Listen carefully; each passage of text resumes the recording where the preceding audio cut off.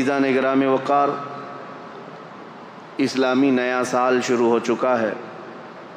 آج پہلا دن گزرا اور وہ بہار کی موسم جس میں اہل سنت و جماعت کا یہ طرح امتیاز ہے، ہمارا ایک دستور رہا ہے۔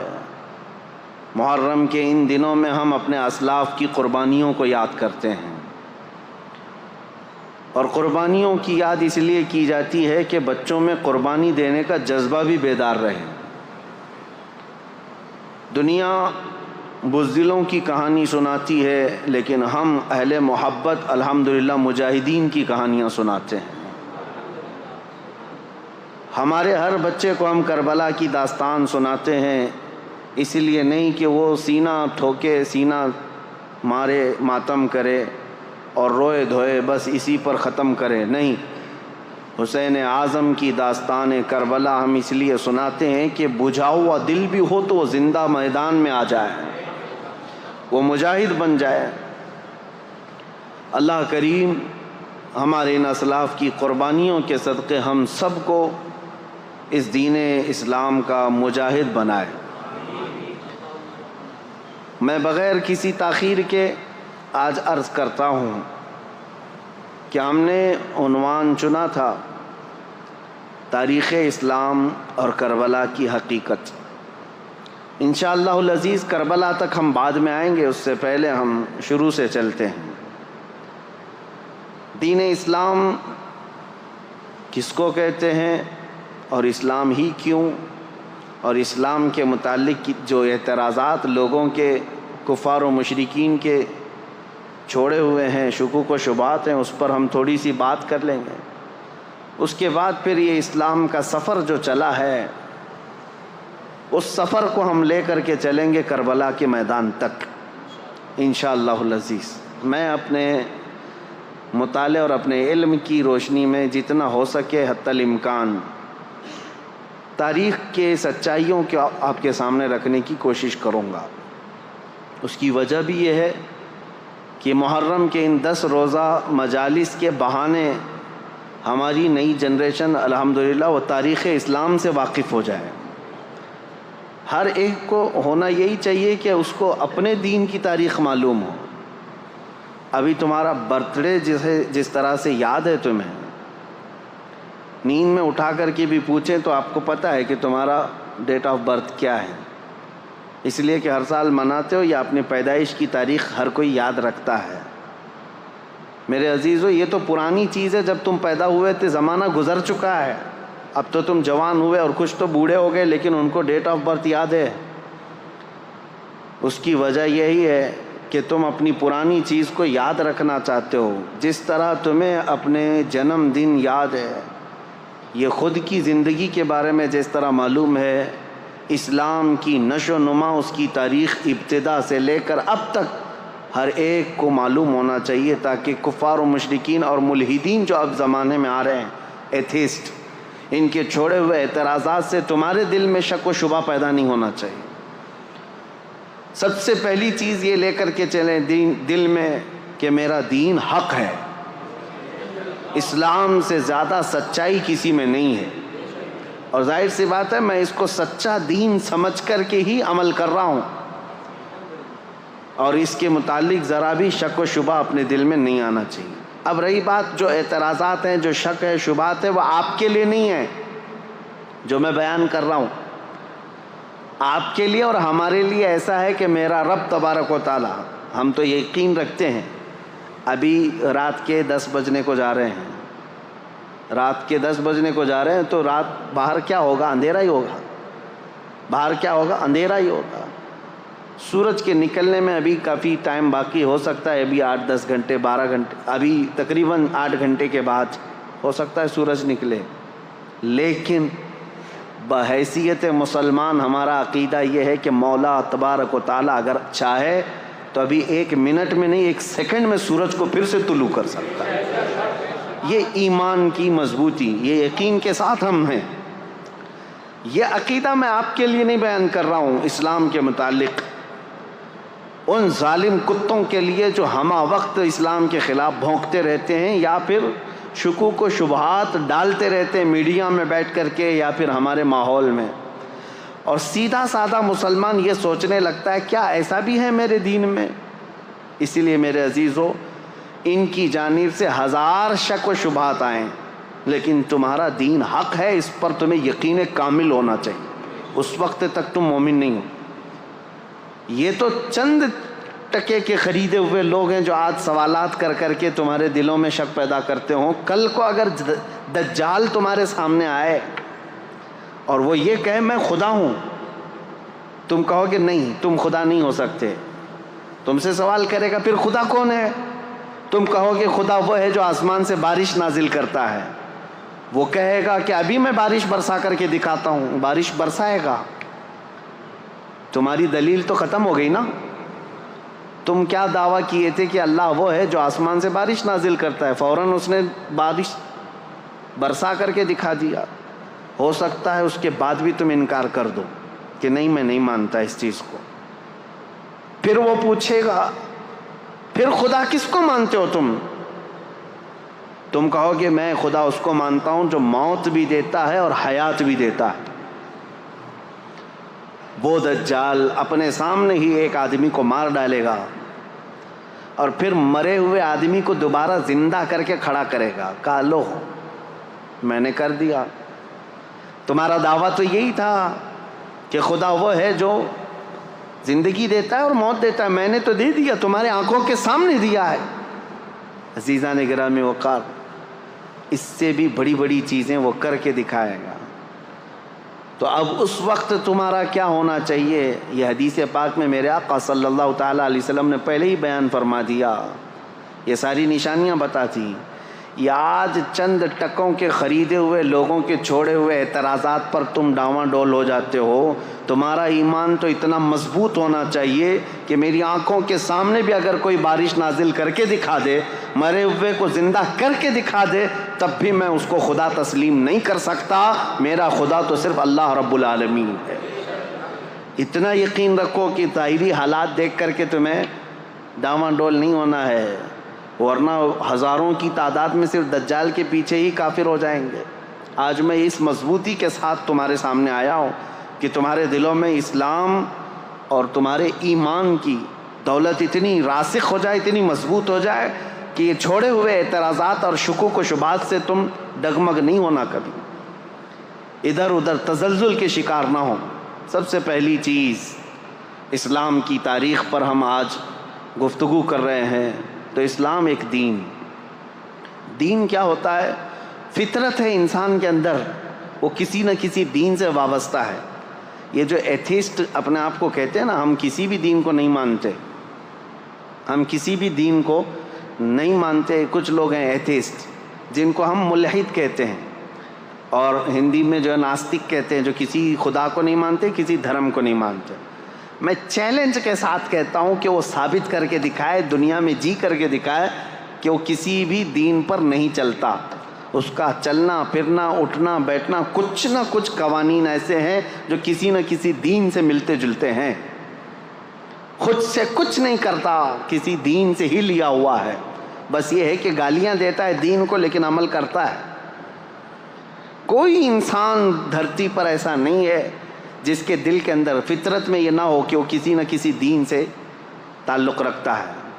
دین سے تعلق رکھنا یہ انسان کی فطرت میں شامل ہے، پیدائشی ہے۔ اور سب سے پہلا دین جو اس دھرتی پر آیا ہے وہ وہی ہوگا جو پہلے انسان کے ساتھ آیا ہوگا۔ اگر ہم بعد میں آئے ہیں اور بعد کے ہوں گے ہم ایک نیا دین لے کر کے آئے ہیں، تو ہم کو اس کو ڈیفائن کرنے کے لیے، اس کو لوگوں کے سامنے اچھی طرح سے ایکسپلین کرنے کے لیے الگ الگ دلیلیں لانی پڑتی۔ ہم تو کہہ رہے ہیں روئے زمین پر پہلا انسان جو آیا، وہ جو دین لے کر کے آیا تھا وہ دین اسلام ہی تھا، وہ دین اسلام۔ اب اسلام کا سفر اس دن سے چل رہا ہے جس دن انسان نے دھرتی پر قدم رکھا ہے۔ سیدنا آدم علی نبینا علیہ الصلاۃ والتسلیم۔ دین ایک ہے، عقیدہ ایک ہے۔ 1,24,000 کم و بیش نبی اس دنیا میں آئے، سب کا عقیدہ ایک، دین ایک۔ بس شریعتیں بدلتی رہیں گی، لا چینج ہوتے رہیں۔ لا کے چینج ہونے سے پورے دین اور عقیدے کے چینج ہونا یہ ضروری نہیں ہوتا۔ آدم علیہ السلام کا عقیدہ کیا تھا؟ اللہ ایک ہے۔ نوح علیہ السلام کا عقیدہ کیا تھا؟ اللہ۔ ابراہیم علیہ السلام، اسماعیل علیہ السلام کا عقیدہ کیا تھا؟ اللہ۔ سب نبیوں کا عقیدے میں کوئی فرق نہیں ہے، عقیدے میں کوئی فرق نہیں۔ سارے نبیوں کا عقیدہ تھا فرشتے موجود ہیں، سارے نبیوں کا ایمان تھا، عقیدہ تھا کہ قیامت کا دن قائم ہونے والا ہے، آخرت پر سب ان معاملات میں کوئی فرق نہیں۔ دین اسلام کی جو بنیاد ہے وہ آدم علیہ السلام سے ہے۔ اب لا جو ہیں، لا کہتے ہیں قوانین انسانوں کے جیسے جیسے بدلتے جاتے ہیں حالات، قانون بدلتے جاتے ہیں۔ ارے میاں ہم تو ابھی 10 سال کے اندر اتنے امینڈمنٹ دیکھ چکے پارلیمنٹ کے اندر۔ قانون امینڈمنٹ کیا ہوتا ہے؟ یہ سنشودھن جو ابھی لا کر کے پوری ہندوستان کو نچایا گیا کہ ہم اس میں ترمیم لا رہے ہیں۔ ترمیم کہتے ہیں قانون جو پہلے سے بنا ہوا ہے اس میں رد و بدل کیا جاتا ہے، پہلے یہ تھا اب یہ ہے۔ یہ ہر ملک میں ہر پارلیمنٹ میں ہوتا ہے، چند سالوں کے بعد انسانوں کے یہ جو بل پاس ہوتے ہیں کیا ہوتے ہیں؟ لا تو پہلے سے یہاں پر بنے ہوئے 1950 سے ہمارے ملک میں، لیکن ابھی بھی ہر سال پارلیمنٹ میں کوئی بل پاس ہوتا ہے، کوئی نیا قانون آتا ہے۔ پہلے ٹیکس الگ تھا، اب ٹیکس الگ ہو گیا۔ یہ جو لا چینج ہوتے جاتے ہیں، اس سے کیا یہ فرق پڑتا ہے کہ پہلے آپ ہندوستانی تھے اب ہندوستانی نہیں ہیں؟ فرق پڑتا ہے؟ نہیں فرق پڑتا ہے۔ آپ جس دیش کے رہنے والے تھے وہ کل بھی تھے آج بھی ہیں، لا آپ کے چینج ہوتے رہے ہیں۔ اسی طرح میرے عزیزو بنیاد اسلام کی وہی ہے جو آدم علیہ السلام لے کر کے آئے تھے، لیکن ہر زمانے میں انسانوں کی ضرورت کے اعتبار سے ان کے لا چینج ہوتے رہے۔ آدم علیہ السلام کی شریعت میں کچھ مسئلے الگ تھے، نوح علیہ السلام کی شریعت میں کچھ مسئلے الگ تھے، لیکن کسی بھی نبی کی شریعت میں یہ نہیں تھا کہ تم گائے کی پوجا کر سکتے ہو، تم بندر کی پوجا کر سکتے ہو۔ پھر کسی نبی کے اس میں آ گیا ہو کہ نہیں یہ فلاں کی پوجا کر سکتے ہو، نہیں، آدم علیہ السلام سے لے کر میرے نبی تک عبادت صرف اللہ رب العالمین کی، ایک خدا کی عبادت ہوتی رہی، اس میں کوئی فرق نہیں۔ تو اب میں تاریخ اسلام جو بتا رہا ہوں تو فخر سے کہو میرا دین وہی ہے جو دنیا کی شروع سے لے کر آج تک موجود ہے۔ جس دن آدم علیہ السلام روئے زمین پر آئے اسی دن اسلام بھی ساتھ میں آیا ہے، اسلام اسی دن ساتھ میں آیا۔ اب یہاں پر باتیں آتی ہیں کہ وہ دھرم بہت پرانا ہے، یہ دھرم بہت پرانا ہے، ان کو تو یہ تک پتہ ہی نہیں ہے۔ کبھی کہتے ہیں 50 لاکھ سال پرانا ہے، کبھی کہتے ہیں کوئی 40 لاکھ سال پرانا ہے۔ یہ اٹکل پچو ہے، دنیا 1 لاکھ سال پرانی ہے یا نہیں یہ ثابت نہیں کر پائیں گے۔ دنیا کو قائم ہوئے یعنی آدم علیہ السلام کو اس روئے زمین پر آئے ہوئے اور اب تک کتنا سال گزرا، یہ اب تک یہ بتا نہ سکیں گے کہ 1 لاکھ سال گزرے ہیں کہ 2 لاکھ، لیکن اٹکل پچو مارے جاتے ہیں کہ ہمارا جو ماننے والا عقیدہ ہے یہ 50 لاکھ پرانا ہے۔ 50 لاکھ بولو، خیالی تو ہے پورا دھرم، تو 50 لاکھ بولو، 50 کروڑ بولو، سب چلے گا، کوئی مسئلہ ہی نہیں ہے، کیونکہ کہانی ہے، جتنا بھی بول لو چلے گا۔ ریئلٹی کیا ہے، حقیقت کیا ہے، تو پھر آپ کو ہم تاریخ کے حساب سے بتائیں گے میرا دین اس دن سے ہے جس دن آدم علیہ السلام زمین پر تشریف لائے۔ اب ان کے متعلق ایسا نہیں ہے کہ صرف دین اسلام ہی بولتا ہے، عیسائیوں کی کتابوں میں بھی آدم علیہ السلام کا ذکر ہے، یہودیوں کی کتابوں میں بھی آدم علیہ السلام کا ذکر ہے۔ یہ دنیا کے بڑے بڑے جو مذاہب مانے جاتے ہیں، دین مانے جاتے ہیں، ان سب میں بھی آدم علیہ السلام کا ذکر موجود ہے، اس کا انکار نہیں کر سکتے۔ آج دنیا میں جتنے ریلیجینز پائے جاتے ہیں، یہ میری اسپیشل اسٹڈی رہی ہے پہلے، یہ اور بات ہے کہ تقریباً اب کتابوں سے پڑھنے سے تعلق ختم ہو کر کے بھی 10-12 سال گزر گئے، لیکن ہماری اسپیشل اسٹڈی اسی پر ہوتی تھی، تقابل ادیان، دنیا کے جو بڑے بڑے دین ہیں ان کی خصوصیت کیا ہے، ان کے اندر موجود کیا کیا ہے۔ اس طرح سے اگر میں فرق کر کے بتاؤں تو سب سے زیادہ میجورٹی میں، اگر پوری دنیا میں 100 دین پائے جا رہے ہیں، 100 دین اگر پائے جا رہے ہیں تو اس میں سے 85 سے 90 دین صرف ہندوستان میں ہیں، باقی پوری دنیا میں، یعنی پرسنٹیج کے اعتبار سے سب سے زیادہ الگ الگ دھرم کو ماننے والے یہ صرف بر صغیر میں پائے جاتے ہیں، باقی پوری دنیا ایک طرح ہے، الگ ہے۔ پورے چائنا کا پہلے سے جو دین رہا تھا، کنفوشیوس وہاں پر ایک بہت پرانا دین، عیسیٰ علیہ السلام سے 700 سال پہلے، پھر بدھزم، یہ بھی حضرت عیسیٰ علیہ السلام سے تقریباً 700-800 سال پہلے سے، اور اس کے بعد افریقہ کے کالے لوگوں میں بت پرستی تھی، وثنیہ اس کو کہتے ہیں، ان کے بھی الگ الگ نام ہیں، ان کے ہاں ایک الگ دین پایا جاتا تھا، اور پھر اس کے علاوہ عیسائیوں کا ایک اپنا دین ہے، مذہب ہے، اور پھر یہودیوں کا ایک الگ، جیوز کہلاتے ہیں۔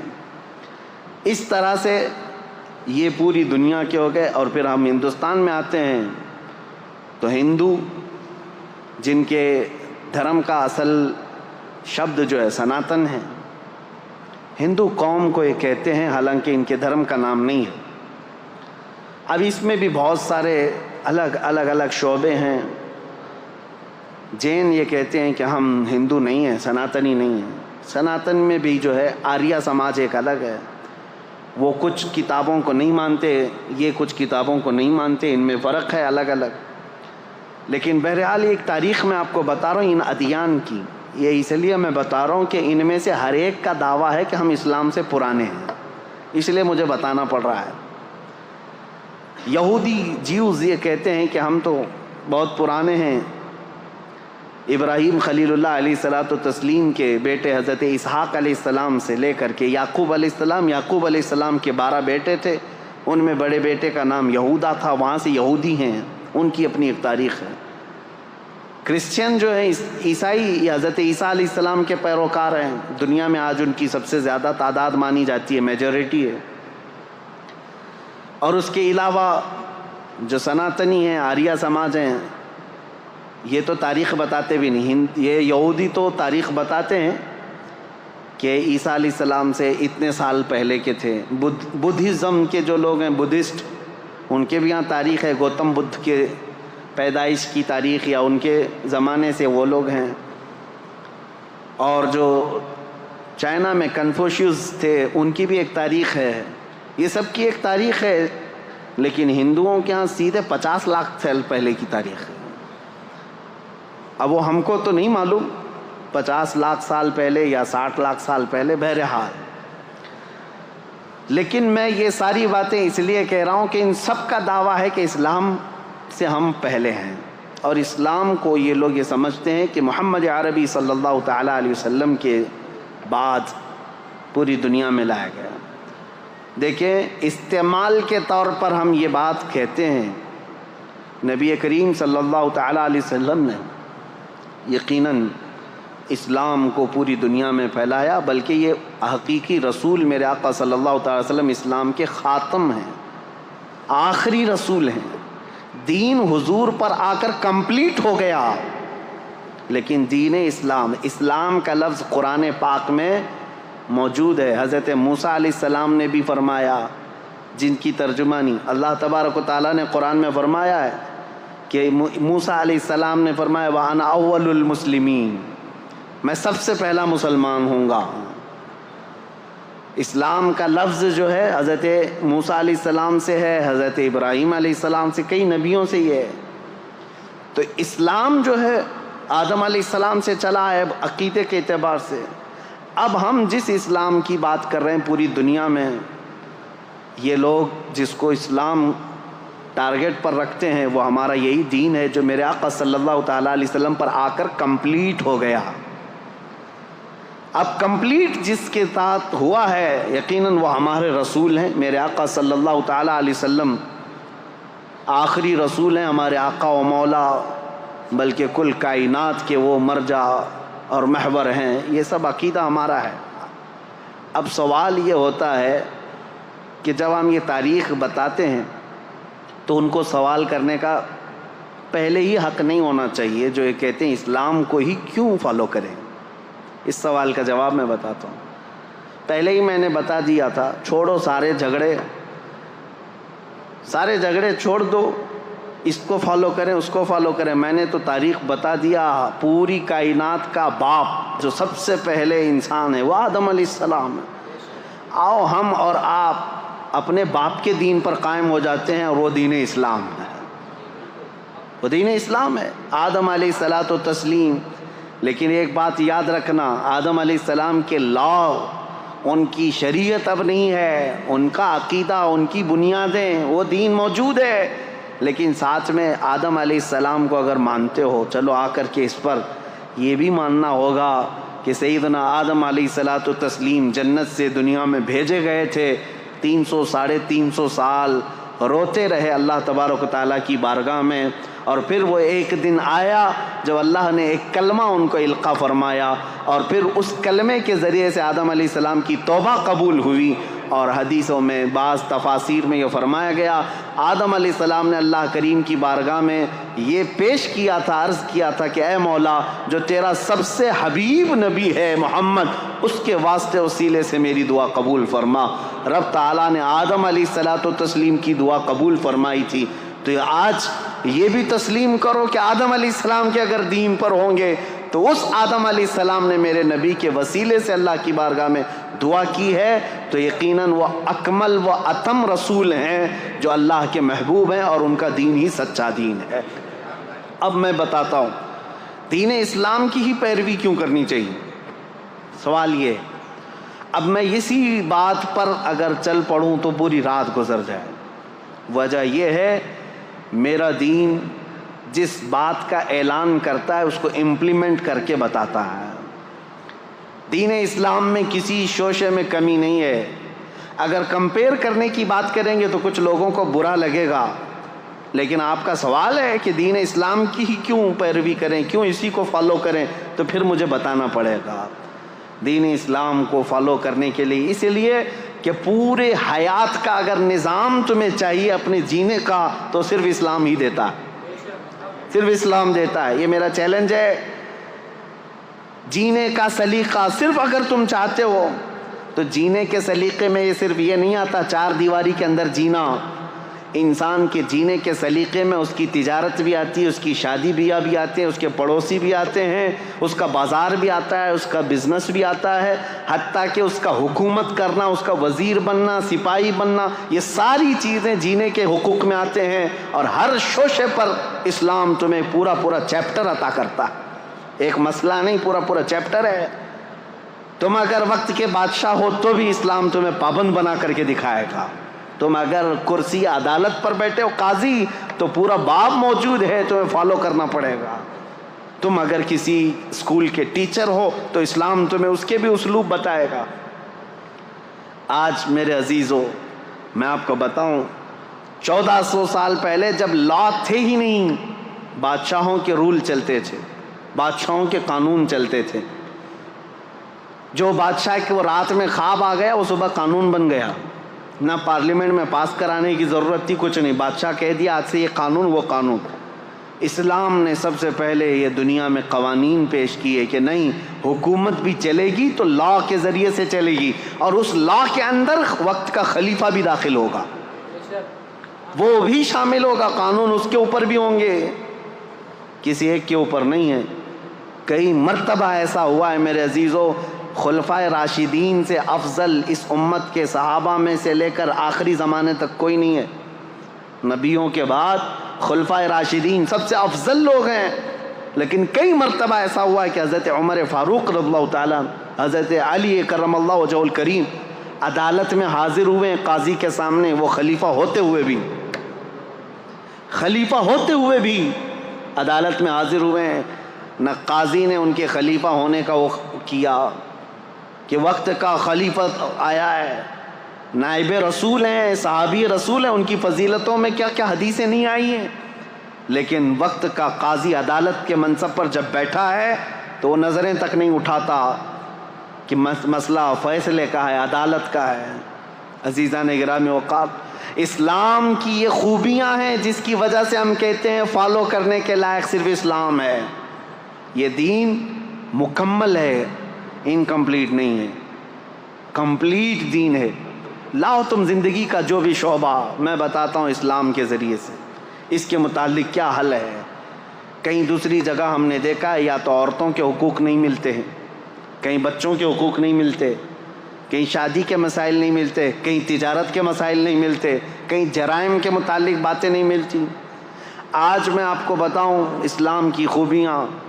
ایک ڈاکٹر ہے امریکن، وہ ابھی اسلام قبول کر چکی ہیں، لیڈی ڈاکٹر ہے. انہوں نے کہا میں نے بہت پڑھائی کی، دیکھا بہت سارا فرق یہ ہے کہ برائیوں سے ہر دین روکتا ہے، ہر مذہب روکتا ہے، بلکہ آج کے قوانین بھی روکتے ہیں، لیکن ان کے اندر دگلا پن ہے. صاف صاف میں بتا رہا ہوں، شراب اچھی چیز نہیں ہے سارے لوگ کہتے ہیں، صحیح بات ہے، سارے لوگ کہتے ہیں. قانون کئی کنٹریز میں ہیں، شراب پی کر کے کچھ بھی کرے گا تو ظاہر سی بات ہے اس پر پکڑ بھی ہوتی ہے. جگہ جگہ روڈ پر ہم دیکھتے ہیں ڈونٹ ڈرنک اینڈ ڈرائیو، شراب پی کر کے گاڑی مت چلاؤ. کیوں میاں کیا ہوتا ہے شراب پی کر؟ ارے یہ پولیس والے تو گھس گھس کر کے منہ سونکھتے رہتے ہیں کہ شراب پیا ہے کہ نہیں ہے. رات کو ان کی ڈیوٹی رہتی ہے شراب پیا ہے کہ نہیں، ہر ایک کا منہ چیک کرتے رہے. کیوں؟ قانون کے خلاف ہے. اور گاڑی اگر چلا رہا ہے شراب پی کر کے ٹھوکے گا، کسی کو مارے گا، خود بھی مرے گا، دوسرے کی بھی جان کو خطرے میں ڈالے گا. یہی مسائل ہے نا. ہم سوال یہ کرتے ہیں جب یہ اتنی خطرناک چیز ہے کہ کبھی بھی ایکسیڈنٹ کرتا ہے آدمی، کبھی بھی ایکسیڈنٹ کرتا ہے، کسی کو مار سکتا ہے، بلکہ پی کر کے جائے اور سیف ڈرائیونگ کر کے بھی جائے تو جا کے گھر میں بیوی کو تو مارتا ہی ہے، گھر میں پتہ نہیں کیا کیا کرتا ہے. کہاں یہ تو ہوتا ہے. ہم نے کہا یہ سب لکھ کر کے لگاتے آپ ہو ڈونٹ ڈرنک اینڈ ڈرائیو، لیکن ہمیں یہ بتاؤ کہ اس کو پینے کی جگہ کہاں ہوتی ہے اور اس کو پلانے والے کو لائسنس کون دیتا ہے؟ کوئی ایک بھی شراب کی دکان کیا حکومت کی پرمیشن کے بغیر علل اعلان چلائے جا سکتی ہے؟ نہیں. میاں ایک طرف تم خود ہی لائسنس بانٹتے ہو کہ شراب بیچو، اور اس کے بعد پھر لوگوں کو پابندی بھی لگاتے ہو پینا نہیں. یہ دغلا پن. اس کو ایک امریکن ڈاکٹر نے کہا میں نے دنیا بھر میں یہ دیکھا. اب آؤ اسلام میں. میرے آقا صلی اللہ تعالیٰ علیہ وسلم نے جب شراب کی حرمت کا حکم فرمایا کہ شراب حرام ہو گئی تو ایک قبیلہ حضور کے پاس آیا تھا. انہوں نے پوچھا اے اللہ کے نبی صلی اللہ علیہ وسلم آپ ہمیں کن کن چیزوں سے روکتے ہیں؟ میرے آقا صلی اللہ تعالیٰ علیہ وسلم نے 4 چیزوں سے ان کو منع کیا تھا. وہ 4 چیزیں کیا تھیں بتاؤں میں آپ کو؟ یہ صحیح حدیث ہے، بخاری شریف میں موجود ہے. نبی کریم صلی اللہ تعالیٰ علیہ وسلم نے فرمایا جو 4 آلے ہوتے تھے شراب پینے کے، کوئی ایک کدو کو کاٹ کر کے بیچ میں سے اس کا پورا ایک مٹکا بنا دیتے تھے، اور ایک لکڑی کا گلاس ہوا کرتا تھا، یا پھر ایک پرانے زمانے میں کسی پھل کا ایک برتن بنایا جاتا تھا، اس میں شراب ڈال کر کے لوگ پیتے تھے تو نشہ زیادہ آتا تھا، اور عربوں کے یہاں 50 سال پرانی شراب پی جاتی تھی. نبی کریم صلی اللہ تعالیٰ علیہ وسلم نے شراب کے حرام ہونے کا حکم تو دیا، ساتھ میں یہ فرمایا وہ مٹکا بھی توڑو، وہ گلاس بھی توڑو، اور وہ برتن بھی توڑو، ان سب چیزوں کو ختم کرو. اب کبھی حکمت سوچو میرے عزیزو، شراب حرام ہو گئی، یہ پیالے کیوں حرام ہوئے؟ اس لیے کہ ان پیالوں کو دیکھ کر پینے والے کو پھر سے وہ شراب کی یاد نہ آ جائے. اسلام جڑ پر انگلی رکھتا ہے، اسلام بنیاد پر انگلی رکھتا ہے. یہ نہیں کہ اب تم پی کر کے آؤ تو بعد میں دیکھیں گے علاج کیا جائے گا. آج اسلام کی خوبیوں کے بارے میں عصمت دری کے معاملات کتنے تیزی سے بڑھے ہیں پتہ ہے؟ آج کی رپورٹ، میں آج ہی کی بات بتا رہا ہوں، USA کی رپورٹ میں، امریکہ کے پورے حصے میں پر ڈے 1700 لڑکیاں ریپ کا شکار ہوتی ہیں. یہ وہ ہیں جو ریکارڈ میں آتی ہیں، اور ریکارڈ میں جو آتی ہیں وہ 1/3 ہوتی ہیں، باقی تو ویسی ہے. اور اس میں ہندوستان میں بھی بہت زیادہ لیول بڑا ہوا ہے. ریپ ہمارے ہاں تو آپ نے دیکھے اس پر کتنے احتجاجات ہوئے ہیں. چھوٹی عمر کے نابالغ لڑکوں کو جو حکومت کی نظر میں، ان لوگوں کے ذریعے سے بھی 16 سال کا 15 سال کا لڑکا شراب پی کر کے کسی لڑکی کو اچانک اٹھا لیا، 3-4 درندوں نے مل کر کے اس کی عصمت لوٹ لی، عزت لوٹ لی اور مار کر کے اس کو راستے پر پھینک دیا۔ یہ کتنے واقعات ہو رہے ہیں۔ اب اس پر بات 2-4 دن تک گرم رہتی، میڈیا میں چلتی ہے، لوگ سڑکوں پر آ جاتے ہیں، انصاف انصاف انصاف۔ میرے عزیزو، زنا ایک بہت سنگین جرم ہے۔ زنا پر اسلام نے جو پابندیاں لگائی ہیں وہ ہلکی نہیں ہیں، ہلکی نہیں۔ آپ میں سے کوئی بھی عزت والا، میں ان سے پوچھتا ہوں جو ہندو ہیں، جو کرسچن ہیں یا دوسرے دھرم والے، میں ان سے پوچھتا ہوں کیا تم اس بات کو پسند کرتے ہو کہ تمہاری بہن کو کوئی بھی اٹھا کر لے جائے اور اپنے بستر کی زینت بنائے؟ ہرگز نہیں پسند کرو گے، کوئی نہیں پسند کرتا اس بات کو۔ تمہاری ماں کو کوئی لے جائے، کوئی بہن کو لے جائے، کوئی بیٹی کو لے جائے، ہرگز تم بھی نہیں پسند کرتے۔ میرے دین کی خصوصیت یہ اپنی جگہ پر، میں ان سے پوچھتا ہوں تم پسند کرتے ہو؟ نہیں پسند کرتے۔ جب یہ اتنا گھناؤنا جرم ہے، نہیں پسند کرتے اس کو کوئی بھی، لیکن یہ کنٹینیو ہوتا چلا آ رہا ہے۔ کیوں ایسا ہے؟ اس کی وجہ کیا ہے؟ یہ بڑھتے ہوئے ریپ کے کیسز۔ میرے عزیزو، سارے دین، سارے دھرم اس کے خلاف تو ہیں، لیکن اسلام نے جو دردناک سزا رکھی ہے وہ ایسی ہے کہ زنا کرنے والا سوچ کر کے کانپنے لگ جائے۔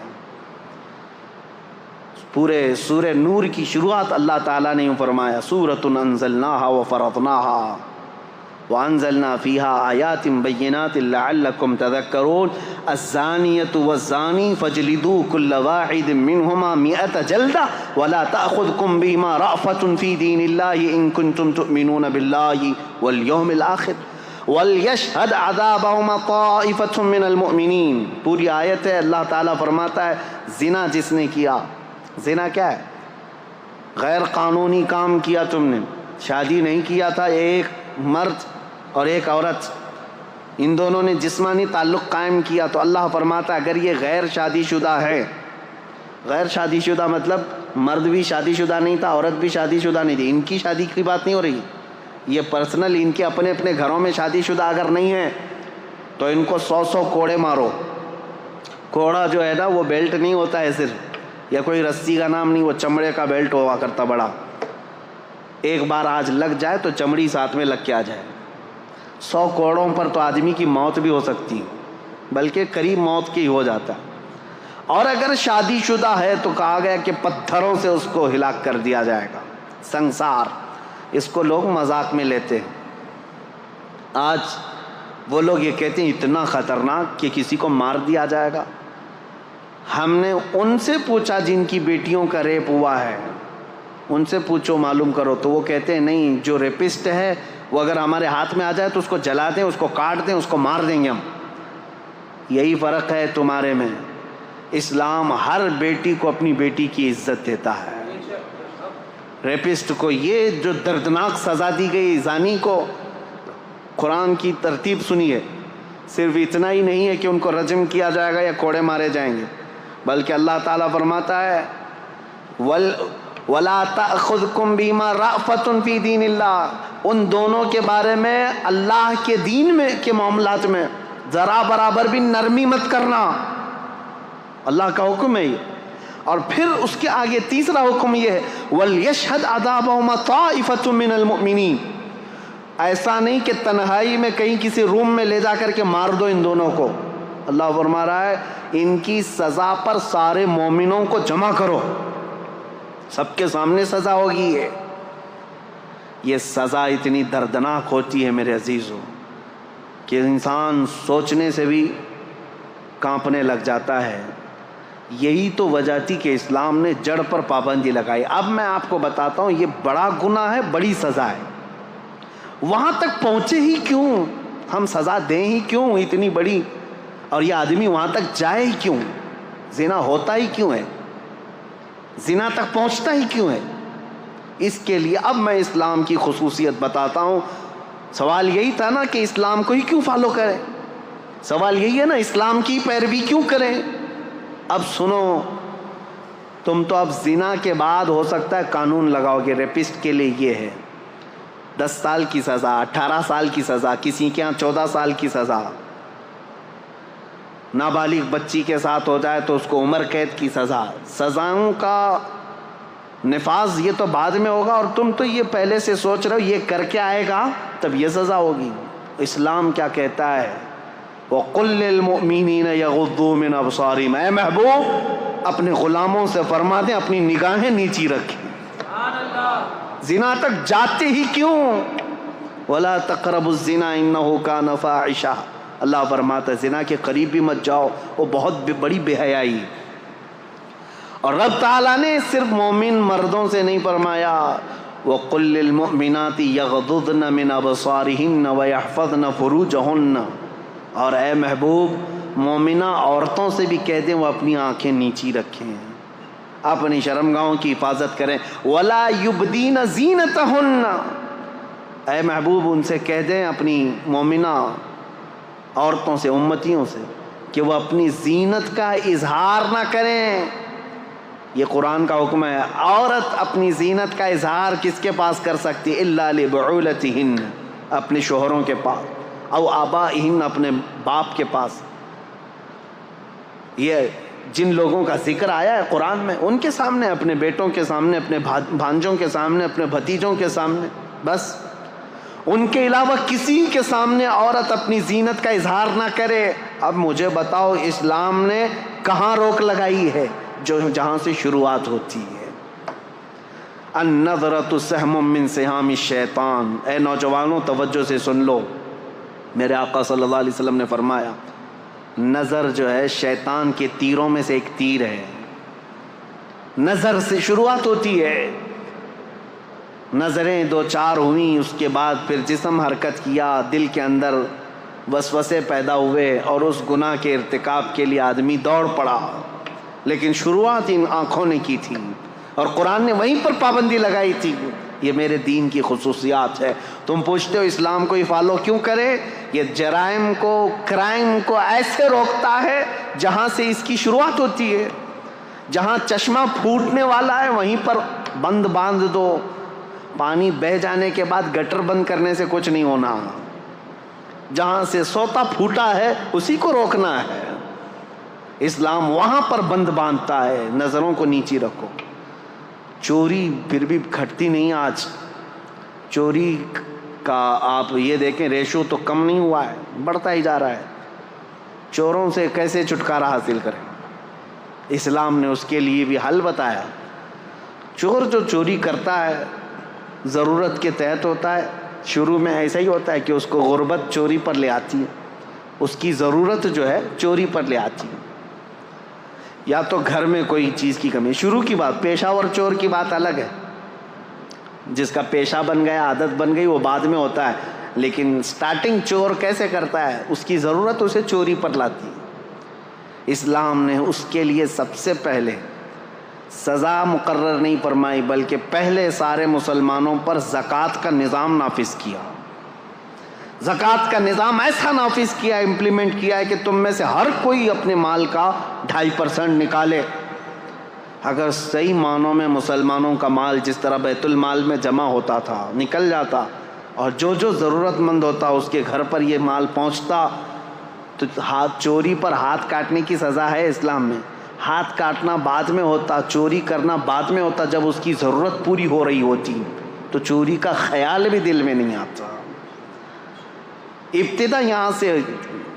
آج یہ طوائف کے اڈے جو چلنے لگ گئے، ان کو بھی باضابطہ لائسنس ملتا ہے.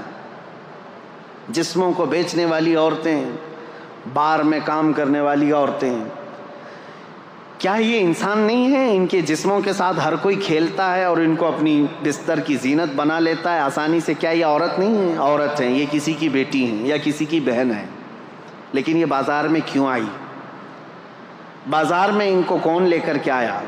ہو سکتا ہے کچھ مجبوراً یا ظلم و زبردستی کے ساتھ لائی گئی ہوں گی، لیکن موسٹلی اس میں غربت اور ضرورت نے ان کو وہاں تک پہنچایا، یا پھر شہوت نے وہاں تک پہنچایا. یہیں پر میں آج آپ کو بتاتا ہوں اسلام میں تعدد ازواج کا مسئلہ کیوں رکھا گیا، ایک سے زیادہ بیویاں کرنے کی اجازت کیوں دی گئی. اگر میں یہ بھی ریشو بتاؤں، پرسنٹیج بتاؤں، تو آپ جا کر کے مطالعہ کر کے دیکھ لینا. امریکہ میں آج کی تعداد میں مردوں سے 70 لاکھ عورتیں زیادہ ہیں. یو کے میں 40 لاکھ کے قریب مردوں سے عورتیں زیادہ ہیں. تعداد کاؤنٹنگ کی بات کر رہا ہوں، مردم شماری میں. رشیا میں بھی تقریباً 50 سے 60 لاکھ کے قریب عورتیں زیادہ ہیں. موسٹلی پوری دنیا میں اگر عورتوں کی تعداد اور مردوں کی تعداد کو کاؤنٹ کیا جائے تو اس میں عورتوں کی تعداد کئی لاکھ گنا زیادہ ہے. یہ جو بھونکتے رہتے ہیں اسلام 4 بیویاں کرنے کی اجازت دیا، اب یہ سول کوڈ ان کو اسی لیے سب سے زیادہ وہ ہے. ہندوؤں کے لیے قانون بنا ہوا ہے یہاں پہ کہ وہ ایک سے زیادہ شادی نہیں کر سکتے. ہندو میرج ایکٹ کے اندر دوسری شادی کرنا ان کے لیے غیر قانونی ہے. اور مسلمانوں کے لیے مسلم میرج ایکٹ کے اندر ہے کہ وہ دوسری شادی کر سکتا ہے. ہمارے یہاں اجازت تھی. میرے عزیزو، یہ زور زبردستی نہیں. جب لا بن رہے تھے انڈیا کے تب یہ دونوں کے دھرم کو سامنے رکھ کر کے ہی بنایا گیا تھا. ہندوؤں کے بھی بڑے بڑے لوگوں سے یہ پوچھا گیا تھا کہ تمہارے اندر یہ پروویژن ہونا چاہیے کہ دوسری کرنے کی. نہ نہ نہ نہ نہ، یہ تو پاپ ہے. تو ٹھیک ہے، پاپ ہے تو قانون بنا کر کے رکھا گیا کہ دوسری شادی اس میں نہیں ہونا چاہیے. مسلمانوں میں نہیں، جائز ہے. 4 تک کی اجازت ہے. کھلا رکھا گیا، اوپن رکھا گیا. ایک رپورٹ ہمارے پاس یہ بھی ہے 71 سے لے کر 91 تک، 1971 سے 1991 تک کی یہ 20 سال کی رپورٹ کے اندر ہندوستان میں سروے کی ہوئی ایک رپورٹ موجود ہے جس میں ڈبل شادی کرنے والوں کی تعداد سب سے زیادہ ہندوؤں کی ہے، جبکہ اللیگل ہے. ٹھیک ہے، میں ابھی آتا ہوں. ہمارے یہاں لیگل ہے. سول کوڈ اسی لیے لانا چاہ رہے ہیں بیچارے کہ ان کو ایک سے زیادہ نہیں کرنا پڑتا. مسلمانوں کے اوپر بھی یہی قانون آنا چاہیے، ایک ہی قانون ہو جو سب کے لیے چل رہا ہے. اب مسلمان بھی دوسری نہ کریں. اور حیرت کی بات ہے وہ لوگ قانون لا رہے ہیں جن کی ایک بھی نہیں ہے. قانون سول کوڈ کی بات سب سے زیادہ وہی کر رہے ہیں جن کے نہ بچے ہیں نہ بیوی ہے. خیر، آج ہمارا ٹاپک نہیں ہے. اب یہ تعدد ازواج کا جو مسئلہ اسلام میں ہے، میں کیوں رکھ رہا ہوں ایک سے زیادہ شادی؟ مجھے بتاؤ، سب سے زیادہ موت کی تعداد عورتوں سے بڑھ کر کے مردوں کی ہے. یہ ریئل فیکٹ جو بات ہے میں آپ کو بتا رہا ہوں، سائنٹیفک بات کر رہا ہوں. جو بچپن میں بیماریاں ہوتی ہیں بچوں کو، اس میں اکثر جو مر جاتے ہیں وہ لڑکے مرتے ہیں، لڑکیاں نہیں. ان کے اندر ڈیفنس کی طاقت ہے. اور جوانی کے بعد بھی جنگیں جو ہوتی ہیں اس میں لڑکیاں جنگ کرنے نہیں جاتی تھی، مرد ہی جاتے تھے. فوج میں، سپاہیوں میں لڑکے شامل ہوتے تھے. اور جنگوں میں سب سے زیادہ مردوں کی موت ہوتی تھی. تو بچتے کون ہیں گھروں میں؟ عورتیں بچتی ہیں. مردوں کی شرح اموات زیادہ ہے عورتوں سے.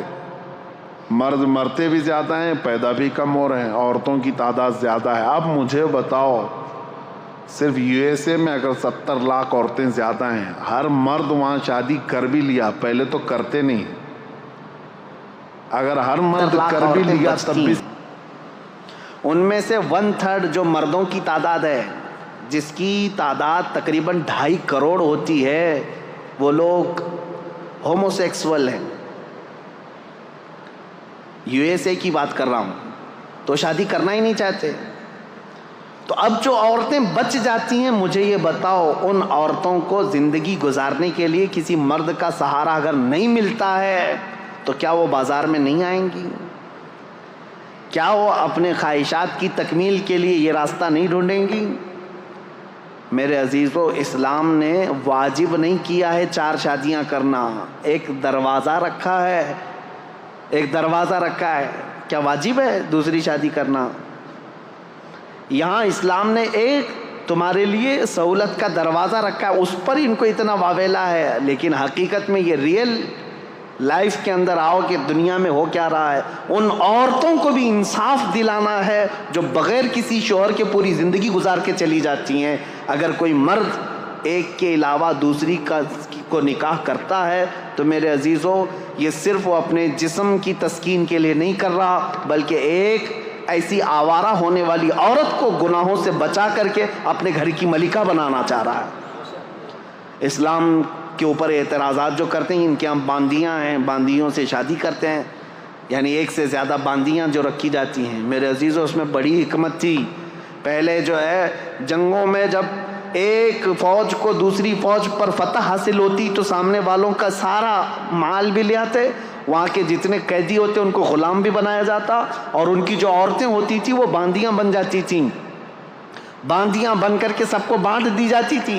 یہ اسلامی میں نہیں، پہلے کی ساری قومیں یہ کرتی تھیں، اور ان عورتوں کے ساتھ بدترین سلوک کیا جاتا تھا، بدترین سلوک۔ ان کو جانوروں کے ساتھ باندھا جاتا تھا، اور پھر جب خواہش ہوتی ان کے ساتھ جمع کرتا آدمی، اور پھر ان کو وہاں باندھ کر کے رکھتا، باندیوں کو جو جنگوں میں حاصل کی ہوئی عورتیں ہوتی تھیں۔ یہ اسلام تھا۔ میرے آقا صلی اللہ تعالیٰ علیہ وسلم کے آخری الفاظ پتہ ہے؟ حضور کی وفات کے وقت سب سے آخری الفاظ دو ہی تھے، الصلاۃ و ملک یمین، نماز اور اپنے ماتحت رہنے والی باندیوں کا خیال کرو، غلاموں کا خیال کرو۔ میرے آقا صلی اللہ علیہ وسلم نے اس وقت فرمایا جب آپ کی روح رب اعلیٰ کی طرف جا رہی تھی۔ یہ باندیوں کے حقوق کیوں میرے آقا نے فرمایا کہ صرف یہ کام کاج کی مشینیں نہیں ہیں، ابھی اگر جنگوں کے بعد تمہارے ہاتھ آئی ہیں تو انہیں نکاح کرو اور ان کو اپنے گھر کی زینت بناؤ۔ وہ ملکہ بن کر کے رہی ہیں، ایک دو نہیں، ہزاروں تاریخ اسلام میں موجود ہیں جو صحابہ کے نکاح میں آئیں اور ان سے اولاد بھی ہوئیں، ان سے بڑے بڑے فقیہ اور محدث بھی پیدا ہوئے۔ ان عورتوں کو آوارہ ہونے سے اسلام نے بچایا۔ میرے عزیزوں میں کتنی باتیں عرض کروں، اسلام کی ہی پیروی کیوں کی جائے، یہ خوبیاں اگر میں بتاتا رہوں، یہ آپ کے لیے نہیں ہے، آپ آلریڈی اللہ تعالیٰ کی طرف سے ہدایت دیے ہوئے ہیں۔ اللہ تعالیٰ نے آپ کو اسلام پہلے سے دیا ہے، یہ اس کا شکر ہے۔ میں ان لوگوں سے پوچھ رہا ہوں، ان لوگوں سے کہہ رہا ہوں جو یہ کہتے ہیں اسلام کی ہی پیروی کیوں کریں، اس کے اندر کیا خصوصیت ہے، اسلام کو فالو کیوں کریں، ان کے لیے میں کہہ رہا ہوں اسلام پورا نظام حیات ہے، پوری زندگی کا دستور ہے، اور چیلنج ہے میرا ہی، کوئی بھی لے کر کے آ کر کے دکھائے، میں بتاؤں گا کہ انکمپلیٹ ہے تمہارے یہاں، انکمپلیٹ۔ کسی بھی دین میں جاؤ، ایک اور خاتون کی بات میں کرتا ہوں، رشیا کی ہے، وہ دین اسلام میں آئیں تو انہوں نے لکھا ہے، وہ بھی ایک خاتون ہے، نام میں نہیں جانتا یا یاد نہیں ہے ابھی مجھے نام، انہوں نے کہا کہ میں دین اسلام میں داخل ہوئی، لوگ یہ پوچھتے ہیں سبب کیا تھا، وہ کہتی ہیں کہ اس طرح سوال کرنا بھی میں اس کو غلط سمجھتی ہوں کہ اسلام کی اتنی بڑی عظمت کے لیے یہ سوال ہونا ہی نہیں چاہیے، کوئی اسلام میں آ رہا ہے تو کس وجہ سے آیا۔ وہ خاتون کہتی ہیں میری تو وجہ یہ تھی، سب سے بڑی وجہ کہ میں نے صرف اس دین میں دیکھا کہ بندہ بغیر کسی، جیسے پجاری کے، پادری کے، جیسا ان کے ہاں پورا تسلط قائم ہے، حکومت قائم ہے کہ ان کے علاوہ کچھ ہو نہیں سکتا، بابائیت، پاپائیت جس کو کہتے ہیں، وہ کہتی ہے صرف دین اسلام ایسا ہے جس میں بندہ تنہا بھی اگر چاہے تو اللہ سے قریب ہو جاتا ہے، اور خدا فرماتا ہے اے محبوب میرے بندے میرے بارے میں آپ سے سوال کرتے ہیں، اے رسول میرے بندے آپ سے میرے بارے میں سوال کرتے ہیں کہ ہمارا رب کہاں ہے، اے میرے محبوب ان کو جواب دیں کہ ہم ان کے شہرک سے زیادہ قریب ہیں۔ اللہ فرماتا ہے قرآن پاک میں بہت قریب ہوں تم سے۔ وہ خاتون کہتی ہے مجھے یہ فلسفہ اتنا اچھا لگا کہ بندہ یہاں پر آزاد ہے، جو جس طرح دوڑنا چاہے اپنے رب کے حضور ہو جا سکتا ہے۔ عیسائیت میں نہیں ہے، بہت ساری جگہوں پر ایسا ہے کہ پوجا بھی تم خود سے نہیں کر سکتے جب تک پجاری نہ آ جائے، پنڈت نہ آ جائے، ان کے بغیر اگر کیا تو پاپ کیا تم نے۔ اور عیسائیوں کے یہاں ایسا ہے کہ پاپ جو پادری ہے، پاپ ہے، ان کے بھی لیول ہیں الگ الگ، وہ تمہیں عبادت کروائیں گے اور خدا کے قریب پہنچائیں گے۔ بلکہ پکا عیسائی بننے کے لیے بھی ایک طریقہ ہوتا ہے، ایک حوض ہوتا ہے، پیلے رنگ کا اس میں پانی ڈالا جاتا ہے اور بچے کو ڈبا کر کے اٹھایا جاتا ہے اور پھر کہا جاتا ہے آپ پکا ہو گیا کرسچن. پانی میں ڈبا کر کے اٹھا دیا گیا تو ہو گیا پکا ہو گیا. افریقہ میں ہیں کالے لوگ گرم سلاخیں لیتے ہیں, آگ میں تپاتے ہیں اور چہرے پر یہاں چار نشان لگاتے ہیں اور کہتے ہیں اب ہمارے دین میں پکا ہو گیا. اور قرآن کہتا ہے صبغۃ اللہ ومن احسن من اللہ صبغہ, اللہ کا رنگ سب سے بہترین رنگ ہے, اس سے بہترین کوئی رنگ نہیں. پیلا پانی, لال پانی, ڈوب کر کے اٹھتے رہو. میرے عزیزو یہ دین میں نہیں ہے. دین اسلام صرف عقیدے سے مضبوط ہوتا ہے. یہاں پر وہ نہیں رکھا گیا ہے کسی کی وہ کیا کہتے ہیں حاکمانہ تسلط.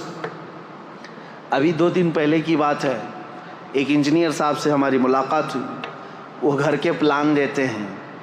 انہوں نے ہم سے کہا ایک پلان دیکھا, کہا حضرت یہ پورا واستو پرکار ہے, بالکل واستو پرکار ہے. ممبئی والوں کو واستو کا زیادہ لین دین نہیں ہے کیونکہ آپ کے ہاں تو جگہ کی بڑی قلت ہے. بہت چھوٹی جگہ میں بھی آپ کو جہاں سے ملا دروازہ کھول لیا. لیکن ہمارے علاقے میں آپ جائیں بڑے چونچلے ہیں ان کے گھر بنانے کے. جگہ بڑی رہتی ہے, 30 بائی 40 کی جگہ ہے, 40 بائی 60 کی جگہ ہے, تو گھر بنانا ہے تو لے کے گھومتے رہتے ہیں. کچن کا دروازہ کہاں ہونا چاہیے, بیڈ روم کا کہاں ہونا چاہیے, ٹوائلٹ کہاں ہونا چاہیے, اور کبھی کبھار بنا لیتے ہیں اور کوئی واستو والا جو آتا ہے وہ توڑوا دیتا ہے. یہاں پر بھی جن کے پاس زیادہ پیسے ہوں گے بلڈنگوں میں وہ کرتے ہوں گے. واستو پرکار یہ صحیح نہیں ہے, اس کا ایسا نہیں ہونا چاہیے ویسا نہیں ہونا چاہیے. میں نے ان سے کہا کہ یہ واستو کا جو عقیدہ ہے, کہا گیا کہ ہاں اس طرح سے بنانے سے برکت زیادہ آئے گی. ٹھیک ہے, اسی انت وشواس میں لوگوں کو دھندا چل رہا ہے. میں ایک پوچھا ان سے سوال جو آپ کے پاس رکھنا چاہتا ہوں, کیسا بڑا گورکھ دھندا ہے. کہا بھائی ایک کتاب کیوں نہیں لکھ دیتے واستو کی. ہر جگہ جو نا یہ واستو کا جو ایکسپرٹ ہوتا ہے, پنڈت ہوتا ہے, اس کو بلانا ہی پڑتا ہے. ایک کتاب لکھ دو کہ یہ جگہ ہوگی تو ایسا بنا دیں گے, وہ جگہ ہوگی تو ایسے بنا دیں گے. وہ انجینئر صاحب ہنسنے لگے, کہا نہیں, ہر آدمی کا واستو الگ الگ ہوتا ہے. کیوں ہر ایک سے پیسہ لینا؟ ایک کتاب لکھ دیے تو ہو گیا ختم, پھر کون آئے گا ہمارے پاس واسطوں پوچھنے کے لیے؟ یہ سب چیزیں میرے عزیزو دین اسلام میں نہیں ہیں. ہمارا عقیدہ یہ ہے کہ اگر تمہیں اللہ کی ذات پر یقین و توکل ہے تو سنو, دروازہ تم شمال میں بناؤ, جنوب میں بناؤ, مشرق میں بناؤ, مغرب میں بناؤ, کہیں پر بھی بناؤ, بلکہ تمہارے گھر کے 70 دروازے بنا کر کے رکھ لو, کھڑکیاں ہر جگہ کھول لو.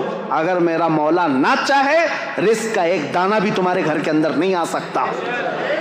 ما یفتح اللہ للناس من رحمت فلا ممسک لہ وما یمسک فلا مرسل لہ, سورہ فاطر کی آیت ہے. اور پھر اللہ کی ذات پر توکل ہے, اور تم اگر کسی گھر کے اندر 70 دروازوں سے اندر بند ہو کر کے بھی بیٹھو, میرا مولا پہنچانا چاہے تو رزق وہاں پر بھی پہنچائے گا. یہ عقیدہ ایمان ہے, یہ عقیدہ اسلام ہے. یہ مت سوچو کہ ادھر دروازہ ہوگا تو یہاں سے جلدی رزق آئے گا, ادھر دروازہ ہوگا تو یہاں سے جلدی رزق آئے گا.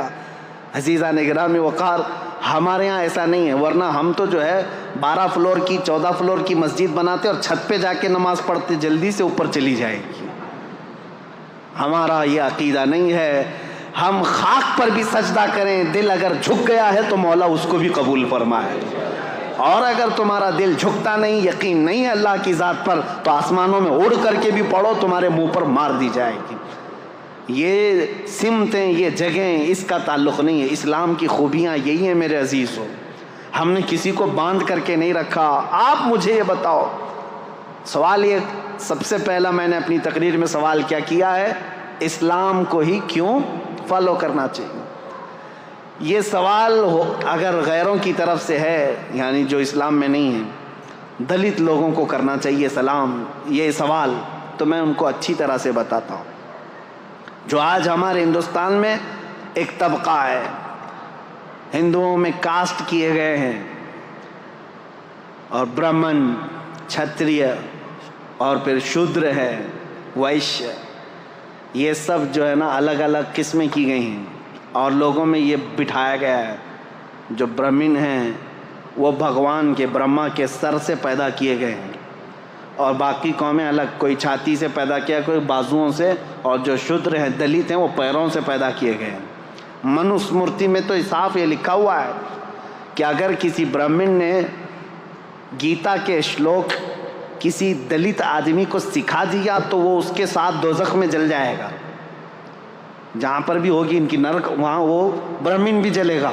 دلت کو اگر سکھا بھی دیا ایک شلوک کس کا؟ گیتا کا، کیونکہ چنڈال اس کو کہتے ہیں، یہ بار بار ہم سے کہتے ہیں، قرآن کہتا ہے انما المشرکون نجس، قرآن میں کہا گیا مشرک نجس ہیں۔ منوسمرتی اٹھا کر کے دیکھو گے تو آپ کو پتہ چلے گا جگہ جگہ دلت لوگوں کو چنڈال چنڈال ہی کہا گیا۔ چنڈال چور کو کہتے ہیں، اور جتنے دلت ہیں سب چور منوسمرتی کے قانون کے حساب سے۔ وہ بیچارے آج ان بھکت بنے ہوئے ان کے پیچھے گھوم رہے ہیں، ان کو پتہ نہیں ہے تم کو چنڈال سمجھتے ہیں، چنڈال۔ اور اس کے بعد یہ جو بھید بھاؤ ہے، چنڈال کو اگر ایک شلوک گیتا کا سکھا دیا تو کیا ہے؟ نرک میں جل جائے گا۔ کون؟ برہمن جل جائے گا۔ اور میرا نبی کہتا ہے تم نے اگر کسی کو ایک آیت بھی سکھائی ساتھ میں جنت جاؤ۔ خیرکم من تعلم القرآن وعلمہ، میرے آقا فرماتے ہیں تم میں سب سے بہترین آدمی وہ ہے جو قرآن سیکھے اور دوسرے کو سکھا دے۔ یہاں بھید بھاؤ نہیں رکھا گیا، یہ نہیں کہا گیا چنڈال کو نہیں سکھاؤ گے۔ ہمارے ہاں کسان کا کام کرنے والا، کھیتی باڑی کرنے والا ایک عام کسان کا بیٹا بھی اگر حافظ قرآن ہو تو بڑے بڑے امیروں کا بھی امام بن سکتا ہے، مسلح اس کا حق ہے۔ ہم اس کی ذات پات کو نہیں دیکھتے کہ تو خان ہے کہ پٹھان ہے کہ شیخ ہے، کیا ہے۔ مسلح پر امام کو ہم یہ کہہ کر کے نہیں بڑھاتے، ہم مسلح پر جس کو بڑھاتے ہیں یہ دیکھ کر کے کہ تو میرے مصطفیٰ کی کتنی سنتوں پر عمل کرتا ہے۔ قرآن سب کے لیے عام رکھا گیا ہے۔ میرے عزیزو، ان سے میں کہتا ہوں، آپ یہ کہہ رہے نا کیوں اسلام ہی، کیوں اسلام کو فالو، ایک ہی سوال پر میں آ گیا ہوں، حالانکہ مجھے ابھی تاریخ اسلام بتانی تھی۔ سب سے پہلا سوال یہی تھا کہ اسلام کو ہی فالو کیوں کریں۔ صاف سی بات ہے، آپ یہ بھید بھاؤ کو ختم کرنے والی چیزیں لے کر، ہاں کچھ لوگ کہتے ہیں آپ کے یہاں بھی ہیں برادریاں ہیں، میں کہتا ہوں ہزار ہمارے یہاں شرابی ہوں، جوے باز ہوں، چور ہوں، برادریوں میں فرق کرنے والے لوگ ہوں، میں ان کو یہ نہیں کہتا کہ وہ اسلامی قانون پر عمل کر رہے ہیں، یہ ان کا اپنا بنایا ہوا طریقہ ہے، بدعتیں ہیں، ورنہ میرے آقا صلی اللہ تعالیٰ علیہ وسلم کا جو دین ہے وہ ان سب چیزوں سے پاک ہے۔ اس لیے میں مسلمانوں سے کہتا ہوں، خاص طور پر ہمارے شمال ہند میں اتر پردیش، بہار اور بنگال، اس طرف جو ہے یہ برادریوں کا تعصب اتنا زیادہ ہے، یہ انصاری ہے، یہ جولا ہے، یہ خان ہے، یہ پٹھان ہے، یہ شاہ ہے، یہ شیخ ہے، یہ منصوری ہے، انصاری ہے، نہ جانے کتنی چیزیں بنا کر کے رکھا ہے۔ ٹھیک ہے، خاندان تعارف کے لیے تھا، ایک دوسرے کو پہچاننے کے لیے قبائل بنے گئے تھے، لیکن یہاں تو ایک دوسرے کو جھگڑا کرنے کے لیے، ایک دوسرے کو نیچا دکھانے کے لیے۔ میں ایک علاقے میں پروگرام کر کے ابھی آیا ہوں، حج سے پہلے کی بات ہے، میں نام نہیں بتاتا، اس پورے علاقے میں ایسا ہے، انصاریوں کا ایک گٹ ایک محلے میں رہتا ہے، مسلمان ہے سارے، یہ ایک برادری ہے، اور پھر ابھی قریب کی بات ہے کہ کوئی الیکشن کے لیے کھڑا ہو گیا، پٹھان تھا، خان تھا، سارے انصاریوں نے مل کر کے ہرایا، کہا ہندو جیتے گا چلے گا لیکن پٹھان نہیں۔ نعوذ باللہ من ذالک۔ میں نے پوچھا کہ وہ جو خان صاحب کھڑے تھے، مجھے اس سے لینا دینا نہیں ہے کہ کون جیتتا ہے کون ہارتا ہے، لیکن میں کہہ رہا ہوں یہ تعصب کیوں آیا؟ میں نے کہا کیا وہ بدعقیدہ تھے؟ کہا نہیں نہیں، بدعقیدہ تو ہمارے محلے میں ہے ہی نہیں، وہ بھی مسلک اعلیٰ حضرت والا، ہم بھی مسلک اعلیٰ حضرت۔ میں نے کہا یہ تعصب کہاں سے آیا؟ کہا نہیں، اگر وہ آتے تو ہم کو مارتے، تم لوگ کم ذات والے لوگ ہو۔ نعوذ باللہ من ذالک۔ یہ تمام چیزیں ان لوگوں سے تمہارے درمیان آئی ہیں جن کے ساتھ آج اٹھک بیٹھک ہو رہی ہے۔ شودر لوگوں کے ساتھ جو سلوک برہمن کرتے ہیں، یہ سب چیزیں اسلام میں بالکل نہیں ہیں، اسلام ان چیزوں سے پاک ہے۔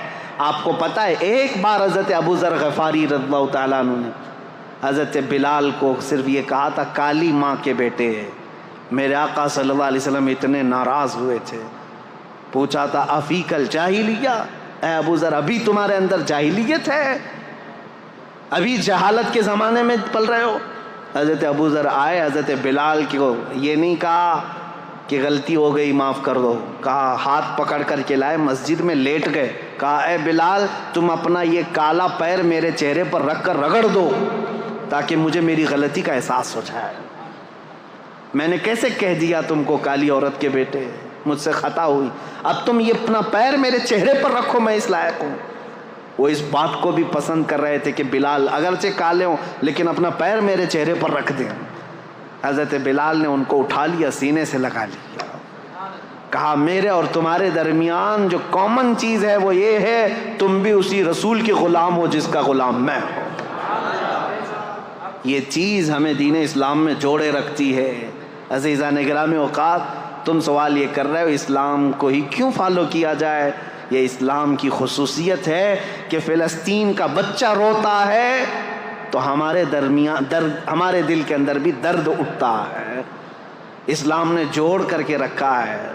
یونیٹی ایسی ہے، اللہ کی قسم حج کر کے آؤ تو پتہ چلے گا، حج کر کے آؤ پتہ چلے گا وہاں اللہ کریم نے ایک لباس میں پوری دنیا کو کس طرح سے بلایا ہے. کسی بادشاہ کو تم پہچان نہیں سکتے. ابھی پچھلے سال کی بات میں 2022 میں افریقہ کا ایک ملک ہے، چھوٹا سا ملک ہے، وہاں کا پریسیڈنٹ آیا تھا اور ہر پریسیڈنٹ کو ایک پروٹوکول دیا جاتا ہے سعودی گورنمنٹ کی طرف سے. اس کو کچھ فوجی دیے جاتے ہیں، گاڑی اسپیشل ہوتی ہے، ان کے ٹینٹ الگ لگتے ہیں، لیکن اس نے ساری چیزوں کو قطعاً منع کیا تھا. کہا تھا کہ میں جس طرح میری کنٹری کے لوگ حج کے لیے جا رہے ہیں میں ویسی حج پہ جاؤں.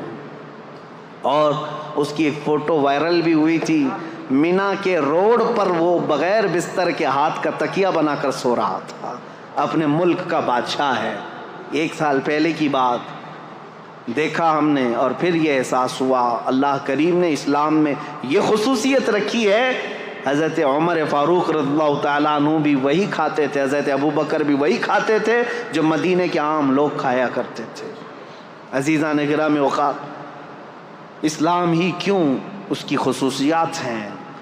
میں لوگوں سے یہ کہوں گا مسلمانوں کے بعض عمل کو دیکھ کر کے تم یہ جج مت کرنا کہ اسلام میں کیسا ہے. تم کو چاہیے کہ اسلام کو پڑھو اور اس کے بعد اسلام میں آؤ. میں سب کو دعوت دے رہا ہوں، RSS والوں کو بھی دعوت ہے، کھلی دعوت ہے، آخری سانس تک یہ دعوت ہے، کیونکہ اچھائی کی دعوت تو دینا ہے نا. کسی کو ڈر لگتا ہے تو جائے، اچھائی کی دعوت ہے. میرے نبی پاک صلی اللہ تعالیٰ علیہ وسلم کا دین ہے. جب آپ ہمیں دعوت دیتے ہیں کسی چیز کی تو ہم بھی آپ کو دعوت دے سکتے ہیں. آؤ پڑھو. لوگوں کے عمل دیکھ کر کے جج مت کرنا کہ اسلام ایسا ہے ویسا ہے. لوگوں کے عمل سے نہیں، اسلام اپنی حقانیت سے چل رہا ہے.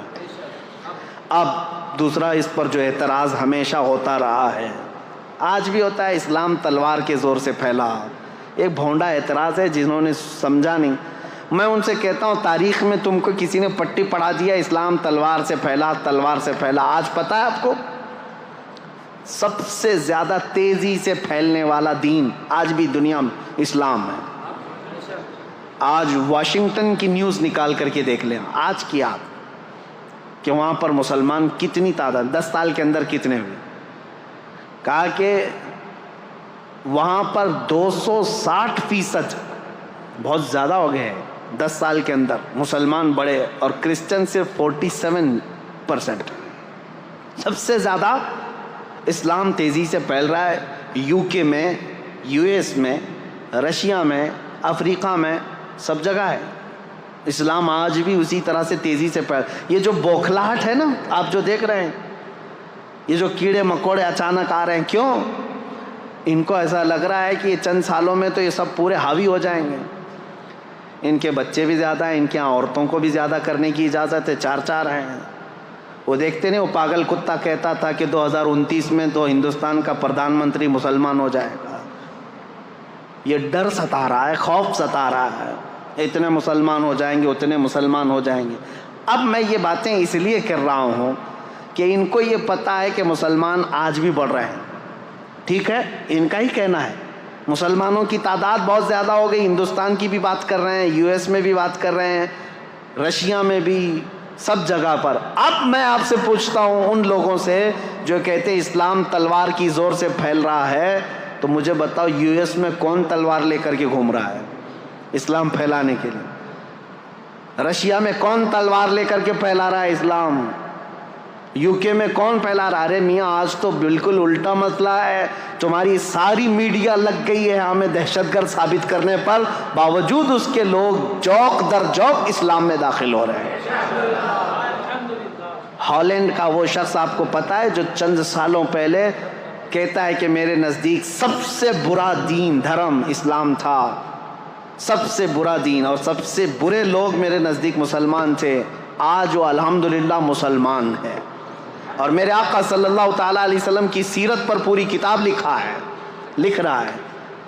آپ کو پتہ ہے افریقہ کا ایک عیسائی اس سال حج پر آیا ہوا تھا، عیسائی پادری تھا جس نے کہا تھا کہ میرے فالوور میں 1 ملین لوگ ہیں عیسائی، اس نے خود کہا آج میں غار ہیرا جو جبل نور پر ہے پہاڑی مکہ میں، اس کی مٹی چوم کر کے وہ رونے لگا، جو پیدائشی عیسائی ہے۔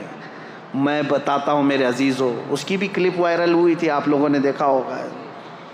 اس نے کہا کہ میں اس میں فخر محسوس کرتا ہوں، اسلام میں آیا اور سارے لوگوں کو اس دین میں لاؤں گا، مجھے یہ فرق نہیں پڑتا۔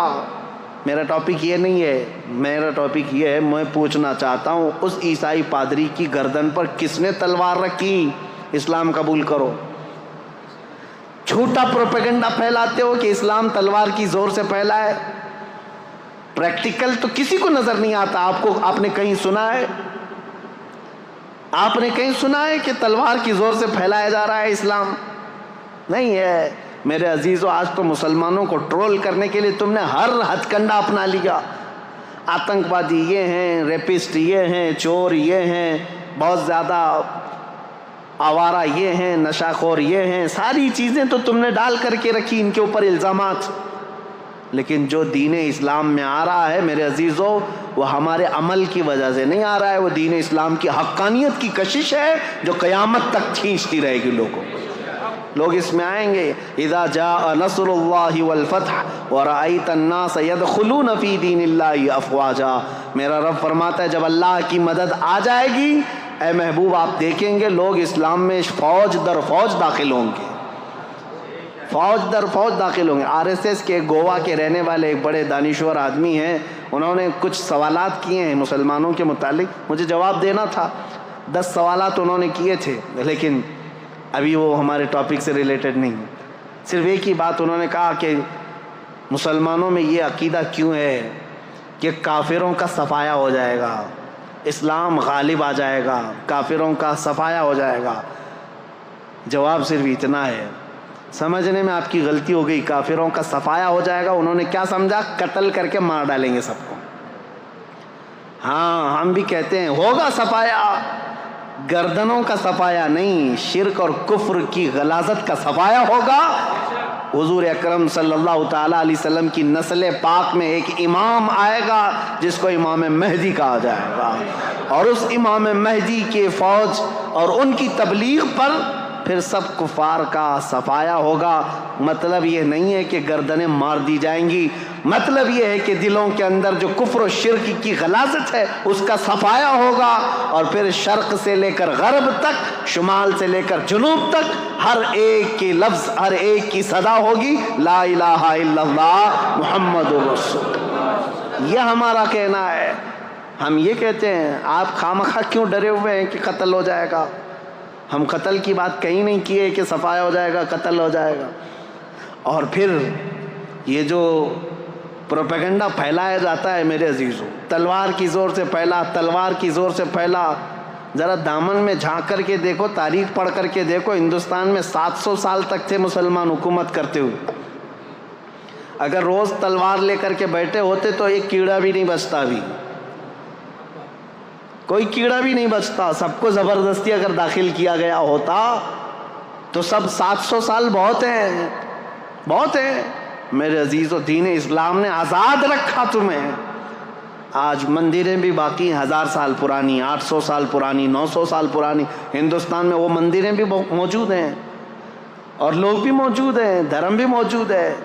ہم نے زور زبردستی کسی کو بلایا ہی نہیں. قرآن میں اللہ فرماتا ہے لا اکراہ فی الدین، دین میں کوئی زور زبردستی نہیں. لیکن قیامت کا دن آنا ہے، فیصلہ تو اس دن ہونا ہے. اب اسلام کی خصوصیات یہ پوچھ رہے تھے کہ کیوں اسلام کو فالو کریں، اور پھر یہ اعتراضات، اسلام تلوار کی زور سے پھیلا، یہ ساری چیزیں ایک پروپیگنڈا ہے میرے عزیزو، پروپیگنڈا ہے.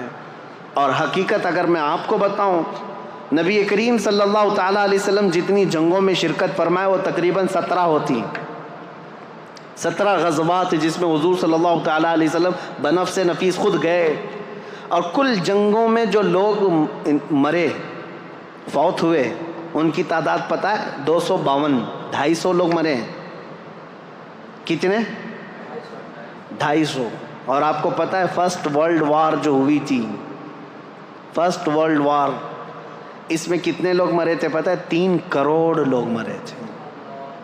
اور سیکنڈ ورلڈ وار جو 1940 پہ ختم ہوئی 1940 تک، اس میں 5 کروڑ لوگ، کروڑ کی بات کر رہا ہوں، 100 بھی نہیں، 1000 بھی نہیں، لاکھ بھی نہیں.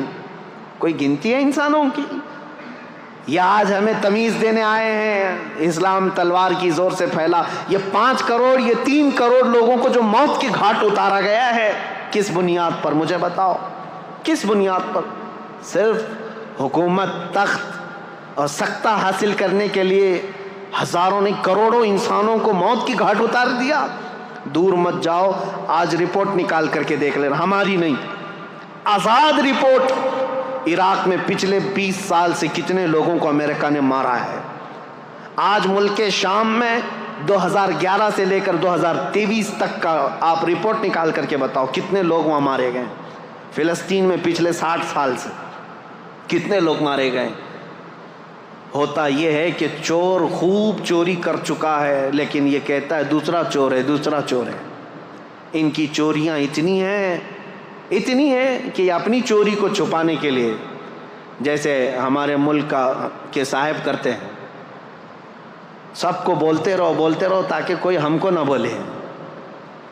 یہ پروپیگنڈا اس طرح اتنی تیزی سے پھیلایا گیا ہے، اتنا پھیلایا گیا ہے کہ اسلام تلوار کی زور سے پھیلا، تلوار کی زور سے پھیلا. اور مثال میں کیا لے کر کے آئیں گے؟ ان کے ہی پالے ہوئے کوئی ISIS کے ٹٹو لوگوں کو جو دہشت گردی کے ساتھ کسی کا گلا کاٹ رہے ہوں گے، کسی کو مار رہے ہوں گے، ان کی ویڈیو بنائیں گے اور پوری دنیا میں دہشت پھیلائیں گے. اور ایک ویڈیو سے تم 5 کروڑ لوگوں کی موت چھپا رہے ہو. آج پتہ ہے یہ سارا نظام، اگر میں تاریخ کے حساب سے بیٹھوں، کتنی موتیں ہوئی ہیں، تمہاری آنکھیں پھٹی رہ جائیں گی. عراق کی موتیں، ملک شام کی موتیں، ابھی یمن میں، افغانستان میں 20 سال یہ درندوں کی طرح ناچتے رہے پورے نیٹو کی فوجیں، تقریباً 45 کنٹریز کی فوجیں 20 سال تک افغانستان میں کیا کر رہی تھیں؟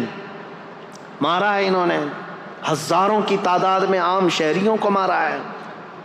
اتنی موتیں ہو جانے کے بعد اب سوال کرنے کا حق بھی نہیں بنتا تم کو کہ تم اسلام پر انگلی اٹھاؤ گے، جہاں میرے آقا صلی اللہ تعالیٰ علیہ وسلم کی زندگی پاک میں 17 جنگوں میں کل کتنے لوگ مارے گئے تھے؟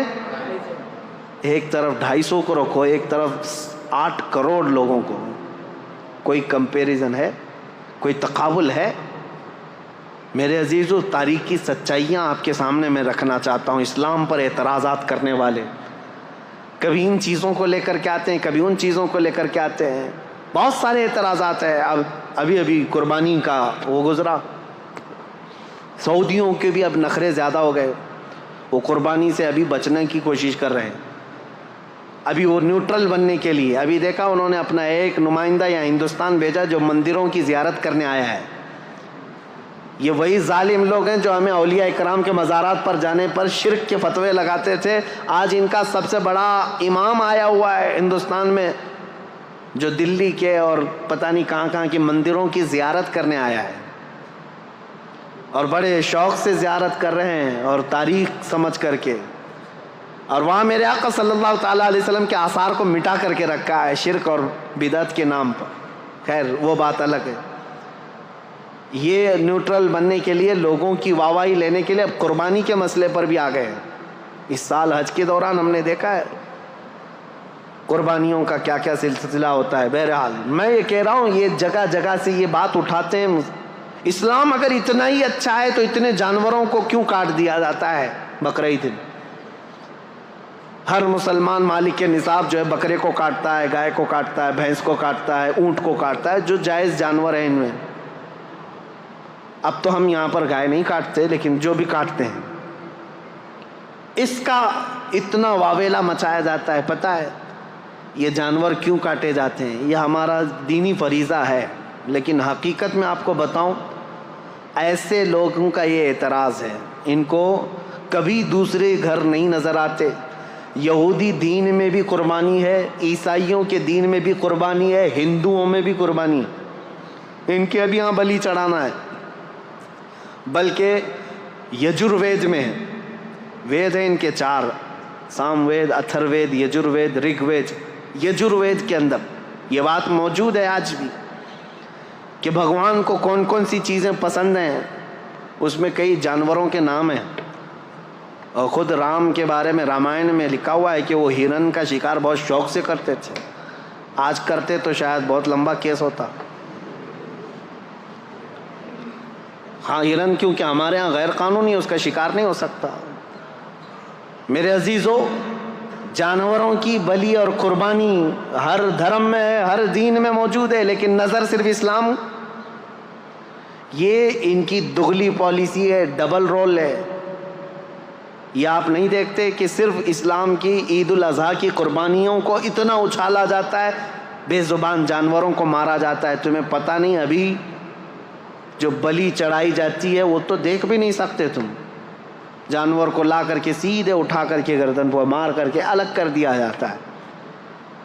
یہ تو باتیں اپنی جگہ پر سارے دھرم میں، سارے دینوں میں قربانی ہے، سب میں ہے۔ میں ثابت کر کے بتاؤں گا، یہودیوں میں بھی ہے، عیسائیوں میں بھی ہے، ہندوؤں میں بھی ہے، سب میں ہے۔ لیکن ان کو پاپ جو لگتا ہے وہ صرف مسلمانوں کا عمل لگتا ہے۔ اور تو اور میرے عزیزوں، اسلام پر اعتراض کرنے والے سال بھر میں ایک دن قربانی کرتے ہو نا، ایک دن قربانی کرتے ہو۔ ان سے میں پوچھتا ہوں ذرا ڈیٹا نکال کر کے بتاؤ، میک ڈونلڈ والا کتنے کاٹتا ہے، KFC والے کتنے کاٹتے ہیں؟ یہ شدھ شاکاہاری لوگوں سے پوچھ رہا ہوں، تم نے اپنے ملک میں ان کو پرمیشن دے کر کے رکھا ہے؟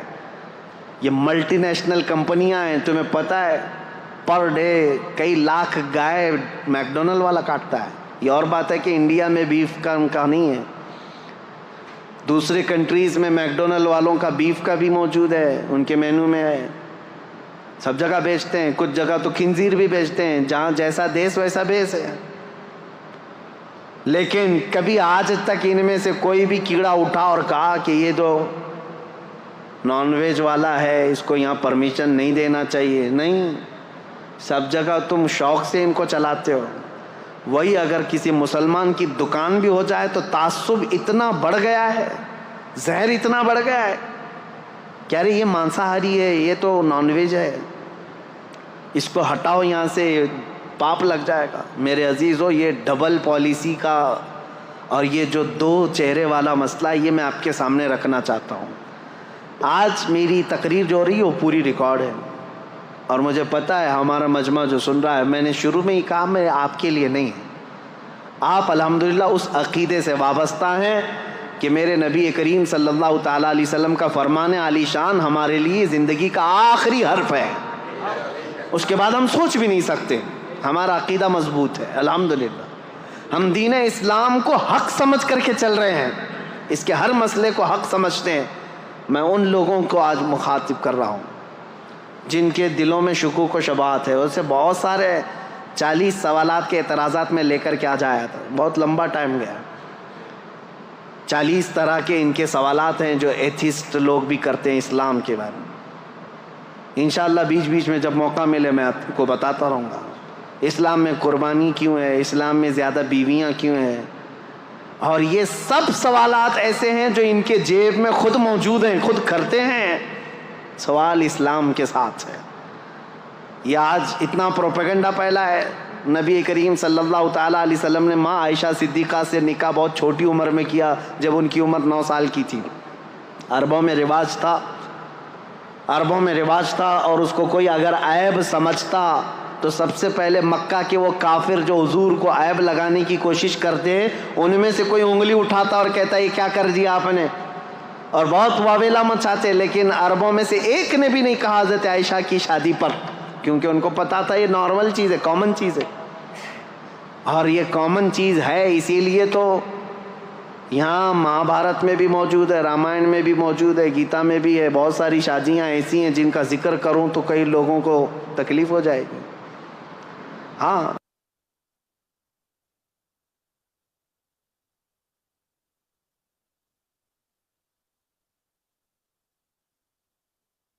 اور زیادہ بیویاں، نبی کریم صلی اللہ تعالیٰ علیہ وسلم کی 10 بیویوں کے متعلق یہ ٹی وی میں بیٹھ کر کے پکوڑے تلتے رہتے ہیں اور ایک دوسرے پر اعتراضات کرتے رہتے ہیں. اسلام اسلام، نبی پاک صلی اللہ تعالیٰ علیہ وسلم کبھی اپنے گھر کی خبر ہی نہیں لیتے. اپنی بھی کتابیں اٹھاؤ. 10 بیویاں کی ہیں لیکن ہر ایک کی حکمت ہے، میں بتاؤں گا. وہ مطلقہ تھیں یا بیوہ تھیں، نبی کریم صلی اللہ علیہ وسلم نے ان سے نکاح کر کے وہ درجہ دیا ہے کہ ان کو پوری کائنات کے مومنوں کی ماں بنا دیا، امہات المومنین بنایا. لیکن کلپنا بھی نہیں کی جا سکتی، تصور بھی نہیں کیا جا سکتا. ایک بھگوان تو ایسے ہیں جن کے 16,400 بیویاں ہیں، اور وہ ایک رات میں سب کے پاس بھی جا کے آتے تھے. یہ مذاق کی بات نہیں کر رہا ہوں، کتاب میں جو موجود ہے اتنی بات کروں گا، کہ زیادہ اگر اس پر مذاق کروں تو غلط بات ہے.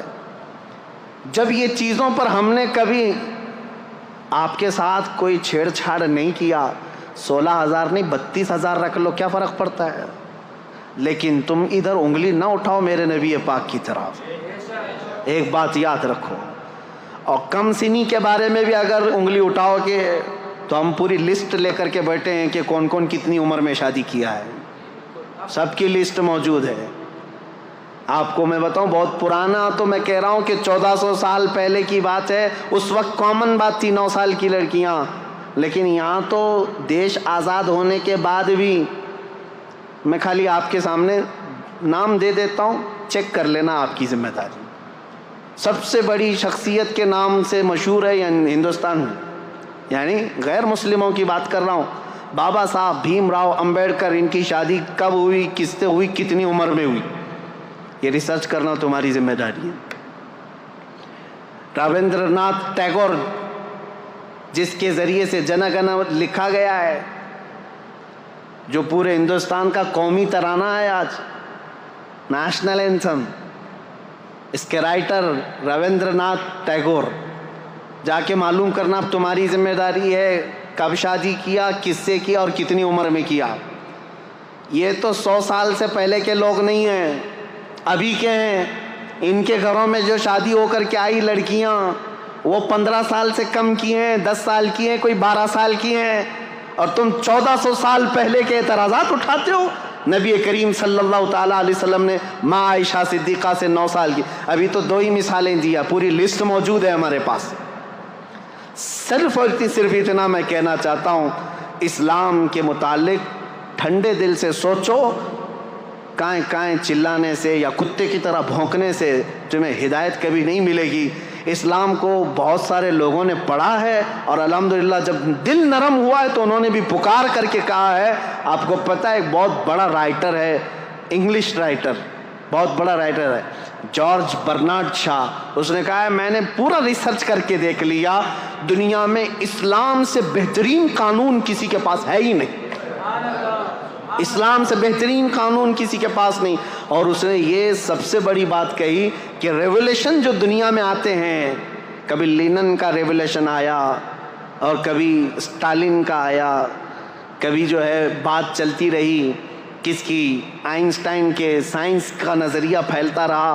سب کے ایک ریولیوشن آئے ہیں، سب سائنٹسٹ بھی اپنے اپنے نظریات لے کر کے آئے ہیں. لیکن آپ کو پتہ ہے، اس نے کہا ان کے ریولیوشن 100 سال 200 سال کے بعد ٹھنڈے پڑ گئے.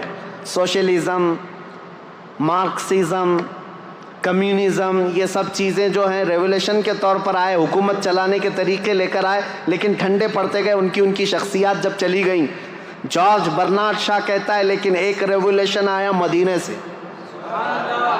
اور وہ ریولیوشن ایسا ہے کہ اس کے بانی محمد صلی اللہ تعالیٰ علیہ وسلم 63 سال کے بعد وفات کر گئے، لیکن اس ریولیوشن کو میں آج دیکھ رہا ہوں 14 صدیاں گزر گئی، ہر آنے والے بچے کے اندر ان کا امپلیمنٹ ویسا ہی نظر آتا ہے جیسے مکہ کے مسلمانوں کا رہا ہوگا.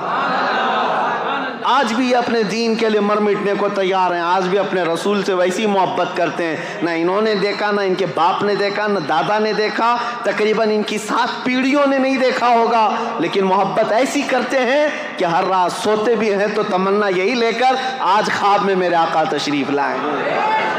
یہ حقیقت ہے یا نہیں مسلمان؟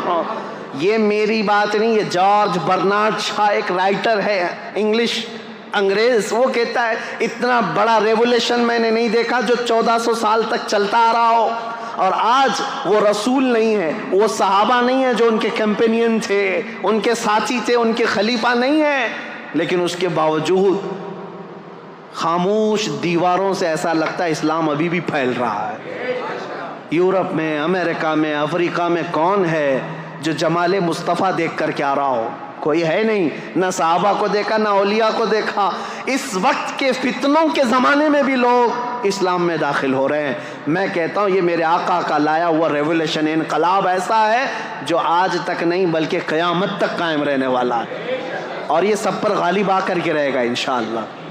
سوالات، اعتراضات بہت سارے ہیں. اسلام میں 4 شادیاں کیوں؟ اس کا میں نے بتا دیا. عورتوں کی تعداد زیادہ ہے اور ان عورتوں کو آوارہ ہونے سے بچانا بھی ضروری ہے. اس کے لیے ایک سسٹم دیا گیا ہے، کیونکہ اسلام فلی لائف سسٹم ہے. اور اس کے علاوہ کم سنی پر جو اعتراضات کرتے ہو، اور اس کے علاوہ بہت ساری چیزیں ایسے اعتراضات کرتے ہیں، مرنے کے بعد دوبارہ زندہ ہونے کا عقیدہ کیوں ہے، یہ ساری چیزیں اسلام میں کیوں؟ میرے عزیزو، یہ ہونا بہت ضروری ہے. اگر آخرت کا تصور نہ رہے تو ہر کوئی آزاد کھلے طور پر ناچتا رہے گا جیسے وہ ناچ رہے ہیں. شراب پی لیا، زنا کر لیا، ڈر کسی کا نہیں ہے. اور زیادہ سے زیادہ کچھ لوگ ڈراتے ہیں یہ کہہ کر کے کہ اچھے کام کرو تو ٹھیک ہے، برے کام کرو گے تو اگلے جنم میں چوہا پیدا ہو جاؤ گے، کتا پیدا ہو جاؤ گے. اتنا ہی ڈر ہے. وہ دیکھتے نہیں، ان کا مذاق بھی چلتا رہتا ہے. کبھی یمراج کو دھوکہ دے دوں گا. ہاں، یہ موت کے فرشتے کے متعلق جو عقیدہ ہے وہ اس لیے کہ اتنا ہلکا بنا کر کے پیش کر دیا تم نے، اتنا ہلکا بنا کر کے کہ کچھ نہیں ہونے والا ہے. میرے عزیزو، اسلام آخرت کا ایسا مضبوط عقیدہ دیتا ہے، ایسا مضبوط عقیدہ کہ آپ مشرق سے لے کر مغرب تک، شمال سے جنوب تک پوری دنیا میں گھومو، کسی بھی مسجد میں جاؤ، مسلمان جب مسجد میں جا کر اللہ اکبر کہہ کر رکعت باندھتا ہے اس کی نظریں ایسی سیدھی ہو جاتی ہیں، کوئی اسے پکارے تو بھی نہیں دیکھتا، کوئی اسے چلائے تو بھی نہیں دیکھتا. اس کی نظر ایک ہی طرف ہے، وہ اللہ کے قرب کی طرف بڑھنا چاہتا ہے. میں اس سے یہ پوچھتا ہوں دوسروں سے، یہ اس کے اندر مطمح نظر، محور، مرکزیت کس نے پیدا کیا؟ یہ عقیدہ آخرت ہے. اس کا عقیدہ یہ ہے میرا رب مجھے دیکھ رہا ہے. ٹھنڈیوں کے دنوں میں بستر چھوڑ کر کے اگر نماز کے لیے آتے ہو، یہ عقیدہ ہے کہ آخرت میں مجھے حساب دینا ہے. کسی کا مال نہیں کھاتا آدمی تو اس لیے کہ آخرت میں مجھے حساب دینا ہے. وہ کہتے ہیں حساب تو یہاں پر بھی اللہ دے سکتا تھا، وہاں کیوں؟ ایک سوال یہ بھی ہے، اللہ اگر چاہے تو یہیں پر حساب لے لیتا، برے لوگوں کو یہاں مار دیتا اور اچھے لوگوں کو یہاں اچھائی دے دیتا. نہیں میرے عزیزو، یہ انسان کی جان ایسی ہے، کچھ بندے ایسے ہیں جو اتنے گناہ کر چکے ہیں، ان کو موت بھی دے دو تو سزا پوری نہیں ہوتی. صحیح کہہ رہا ہوں؟ کچھ کتے ایسے ہیں جن کو 100 بار مارو تو بھی سزا پوری نہیں ہوتی. ان سے ہی پوچھو، ہٹلر نے جرمن کا تاناشاہ، جس کے بارے میں مشہور ہے کہ 50 لاکھ یہودیوں کو مار ڈالا، چیمبر میں ڈال کر کے مارا. اس کا ذکر کرنے بھی نہیں دیتے یہودی، ہولوکاسٹ کا پکڑ کے لے جائیں گے، کچھ بھی کریں گے. یہ ہماری تقریر بھی سنتے ہیں اور ہمیں پھر وہاں پر بیت المقدس جانے نہیں دیتے. بہرحال انشاءاللہ العزیز ایک دن آئے گا جب ہمارے اس قبلہ اول پر اسلام کا پرچم لہرائے گا انشاءاللہ. ہمارے خطبے بھی ہوں گے, ہماری نمازیں بھی ہوں گی انشاءاللہ. میں ان سے پوچھتا ہوں 50 لاکھ لوگوں کو مارا, چلو آج پکڑ کر کے ہم لا کر کے دے دیتے ہٹلر کو, کیا سزا دو گے؟ کیا سزا دو گے اس کو؟ 50 لاکھ لوگوں کو مار.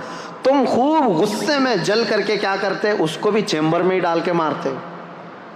ہاں, اس کو بھی مار ڈالتے, مر جاتا تو ہو گیا. ایک یہودی کو مارنے کی سزا ہو گئی ہے, باقی اتنے جو 50 لاکھ کے قریب ہیں, ایک کو مارنے کی سزا, تو ایک کو مار دیا تم نے. اس کو تو سزا ملنی چاہیے تھی 50 لاکھ لوگوں کے مارنے کی. اب میرے رب کا نظام آخرت میں موجود ہے, جہنم میں ڈالے گا رب تعالیٰ ظالموں کو. رب تعالیٰ قرآن میں فرماتا ہے کلما نضجت جلودہم بدلناہم جلودا غیرہا لیذوقوا العذاب. جب جب جہنم کی آگ سے چمڑی پک جائے گی ہم اس کی چمڑی اتار دیں گے اور نئی چمڑی ڈالیں گے تاکہ وہ عذاب چکھ سکے.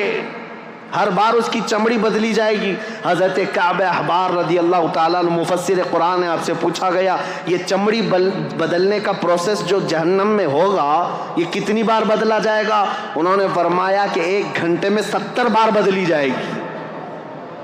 1 گھنٹے کے اندر 70 بار جسم کی چمڑی بدلی جائے گی تاکہ وہ ہر بار نیا عذاب چکھ سکے. جب جب جلے گا پھر بدلا جائے گا. کیوں؟ وہاں موت نہیں ہوگی, موت نہیں ہوگی.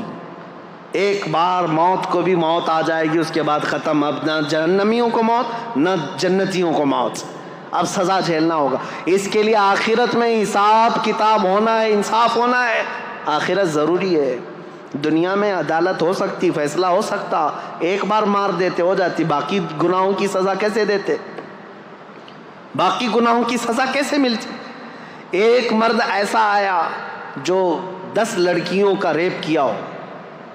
اب زیادہ سے زیادہ ہم اس کو سزا کیا دیتے؟ موت کی سزا دیتے, مار دیتے. اس کی سزا تو ہو گئی, ایک لڑکی کے ساتھ زنا کرنے یا زنا بالجبر کی سزا ہو گئی, ایک کو مار دیا ہم. باقی 9 لڑکیوں کا انصاف کیا ہے؟ اس کے لیے آخرت ہے. اللہ تبارک و تعالیٰ قیامت کے دن پھر وہ عذاب دے گا, وہ عذاب دے گا جس کو کانوں نے سنا نہیں ہوگا, آنکھوں نے دیکھا نہیں ہوگا. میرے عزیزو, اسلام کی یہ تمام چیزیں ہیں جس کی وجہ سے میں دعوت فکر دیتا ہوں لوگوں کو. سوچو کہ اسلام کو کیوں فالو کرنا چاہیے. یہ میرا دین ہے, اس کی حقانیت ہے, اس کی خوبیاں ہیں. اس میں اونچ نیچ کا فرق نہیں ہے, اس میں غریب امیر کا فرق نہیں ہے, اس میں چھوت چھات نہیں ہے. اس میں غریب کا بیٹا بھی پہلی صف میں کھڑا ہو سکتا ہے, امیر کا بیٹا بھی پہلی صف میں کھڑا ہو سکتا ہے. حج بیت اللہ کے لیے جانے کے لیے کسی کا کوئی امتیاز نہیں. یہاں پر اگر کوئی اعلیٰ ذات والا ہے وہی پوجا کرے گا, وہی بھگوانوں کو چھو سکے گا, چنڈال دلیت چھو نہیں سکے گا. میرے دین میں یہ نہیں ہے. تمہارے ہاں ایسا ہے, چاہے نیکوکار ہو کہ پرہیزگار ہو یا گنہگار ہو, جب وہ خانہ کعبہ کے قریب پہنچے حجر اسود کو گنہگار بھی چومتا ہے, پرہیزگار بھی چومتا ہے. دونوں کے لیے کھلا ہوا میدان ہے. خانہ کعبہ کو لپٹ جانا ہے, سب کے لیے کھلا دروازہ ہے. میرے نبی پاک کے آستانے پر جانا ہے, وہاں نہ بادشاہ دیکھا جاتا ہے نہ فقیر دیکھا جاتا ہے, ہر ایک کا سلام قبول کیا جاتا ہے. بلکہ میں تو آپ کو بتاؤں, ہزاروں نہیں لاکھوں لوگ وہاں پر سلام پیش کرتے ہیں. ایک وقت کا واقعہ مجھے یاد آتا ہے. ایک خاتون وہ کہتی ہے کہ حضور کی بارگاہ میں گئی, عورتیں جہاں سے سلام کرتی ہیں ساری عورتیں سلام کر رہی تھی. کچھ عالمہ عورتیں تھیں, وہ میرے آقا کو اچھے اچھے لقب سے سلام کر رہی تھی. الصلاۃ والسلام علیک یا خاتم النبیین, یا رحمت للعالمین, یا شفیع المذنبین, یا انیس الغریبین. یہ جو عورت تھی یہ دیہات کی رہنے والی, گاؤں کی, پڑھی لکھی نہیں تھی. اس کو غم لاحق ہوا کہ میں بھی پڑھی لکھی ہوتی تو اچھا سلام کرتی میرے آقا کو, اور رونا آ گیا اور اس نے کہا السلام علیکم یا رسول اللہ. اتنا کہہ کر کے اپنے آنچل سے آنسو پوچھتے ہوئے اپنی قیام گاہ پر اپنے گھر پر آ گئی, سو گئی روتے ہوئے اور کوستی رہی. میری جہالت کو برا ہو, بچپنے کو برا ہو کہ میں پڑھی لکھی نہیں, آج پڑھی لکھی ہوتی تو میرے نبی کو اچھا سلام کر سکتی تھی. آئی, سو گئی روتے روتے. قسمت بیدار ہوئی، خواب میں میرے آقا تشریف لائے، نبی کریم صلی اللہ تعالیٰ علیہ وسلم تشریف لائے۔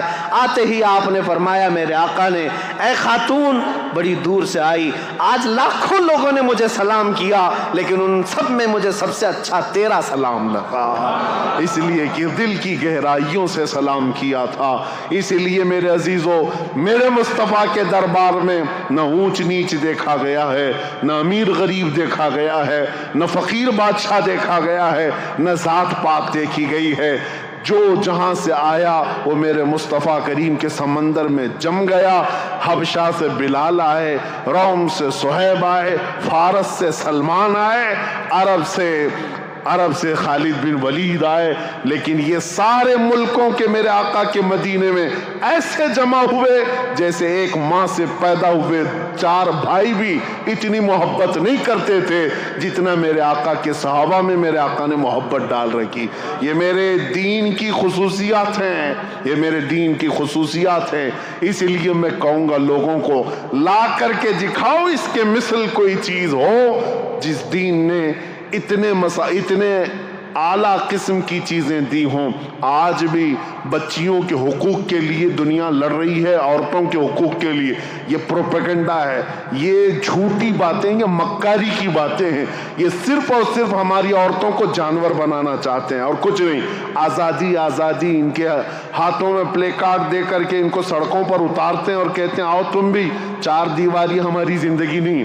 پاکستان میں کچھ عورتیں ایسی باہر آئیں، پلے بورڈ پر لکھا ہوا ہے، ہورڈنگز لے کر کے آئی ہیں، چار دیواری ہماری زندگی نہیں، میری مرضی میری زندگی۔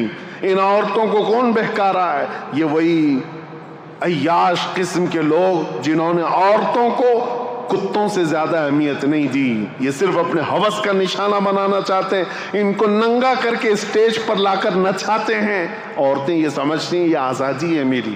یہ آزادی کون سی خاک آزادی ہے جو تم ہر رات دوسرے مرد کی زینت بن جاتی ہو، ہر رات کسی مرد کے بستر کو گرم کرنے لگ جاتی ہو؟ یہ کون سی آزادی ہے؟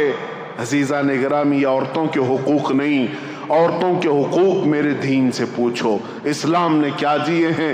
میرے آقا نے فرمایا اگر ایک بیٹی بھی ہو صحیح طریقے سے پرورش کر کے نکاح کر کے دے دیا، حضور فرماتے میری شفاعت اس پہ واجب ہے، میں اس کو جنت میں لے کر کے جاؤں گا۔ بیوی کو ایک لقمہ حلال کا کھلایا، میرے آقا نے فرمایا صدقے کا ثواب ہے۔ نبی کریم صلی اللہ تعالیٰ علیہ وسلم نے عورتوں کے حقوق یہاں تک بڑھا دیے، فرمایا الجنت تحت اقدام الامہات، اے لوگو تمہاری جنت تو تمہارے ماؤں کے قدم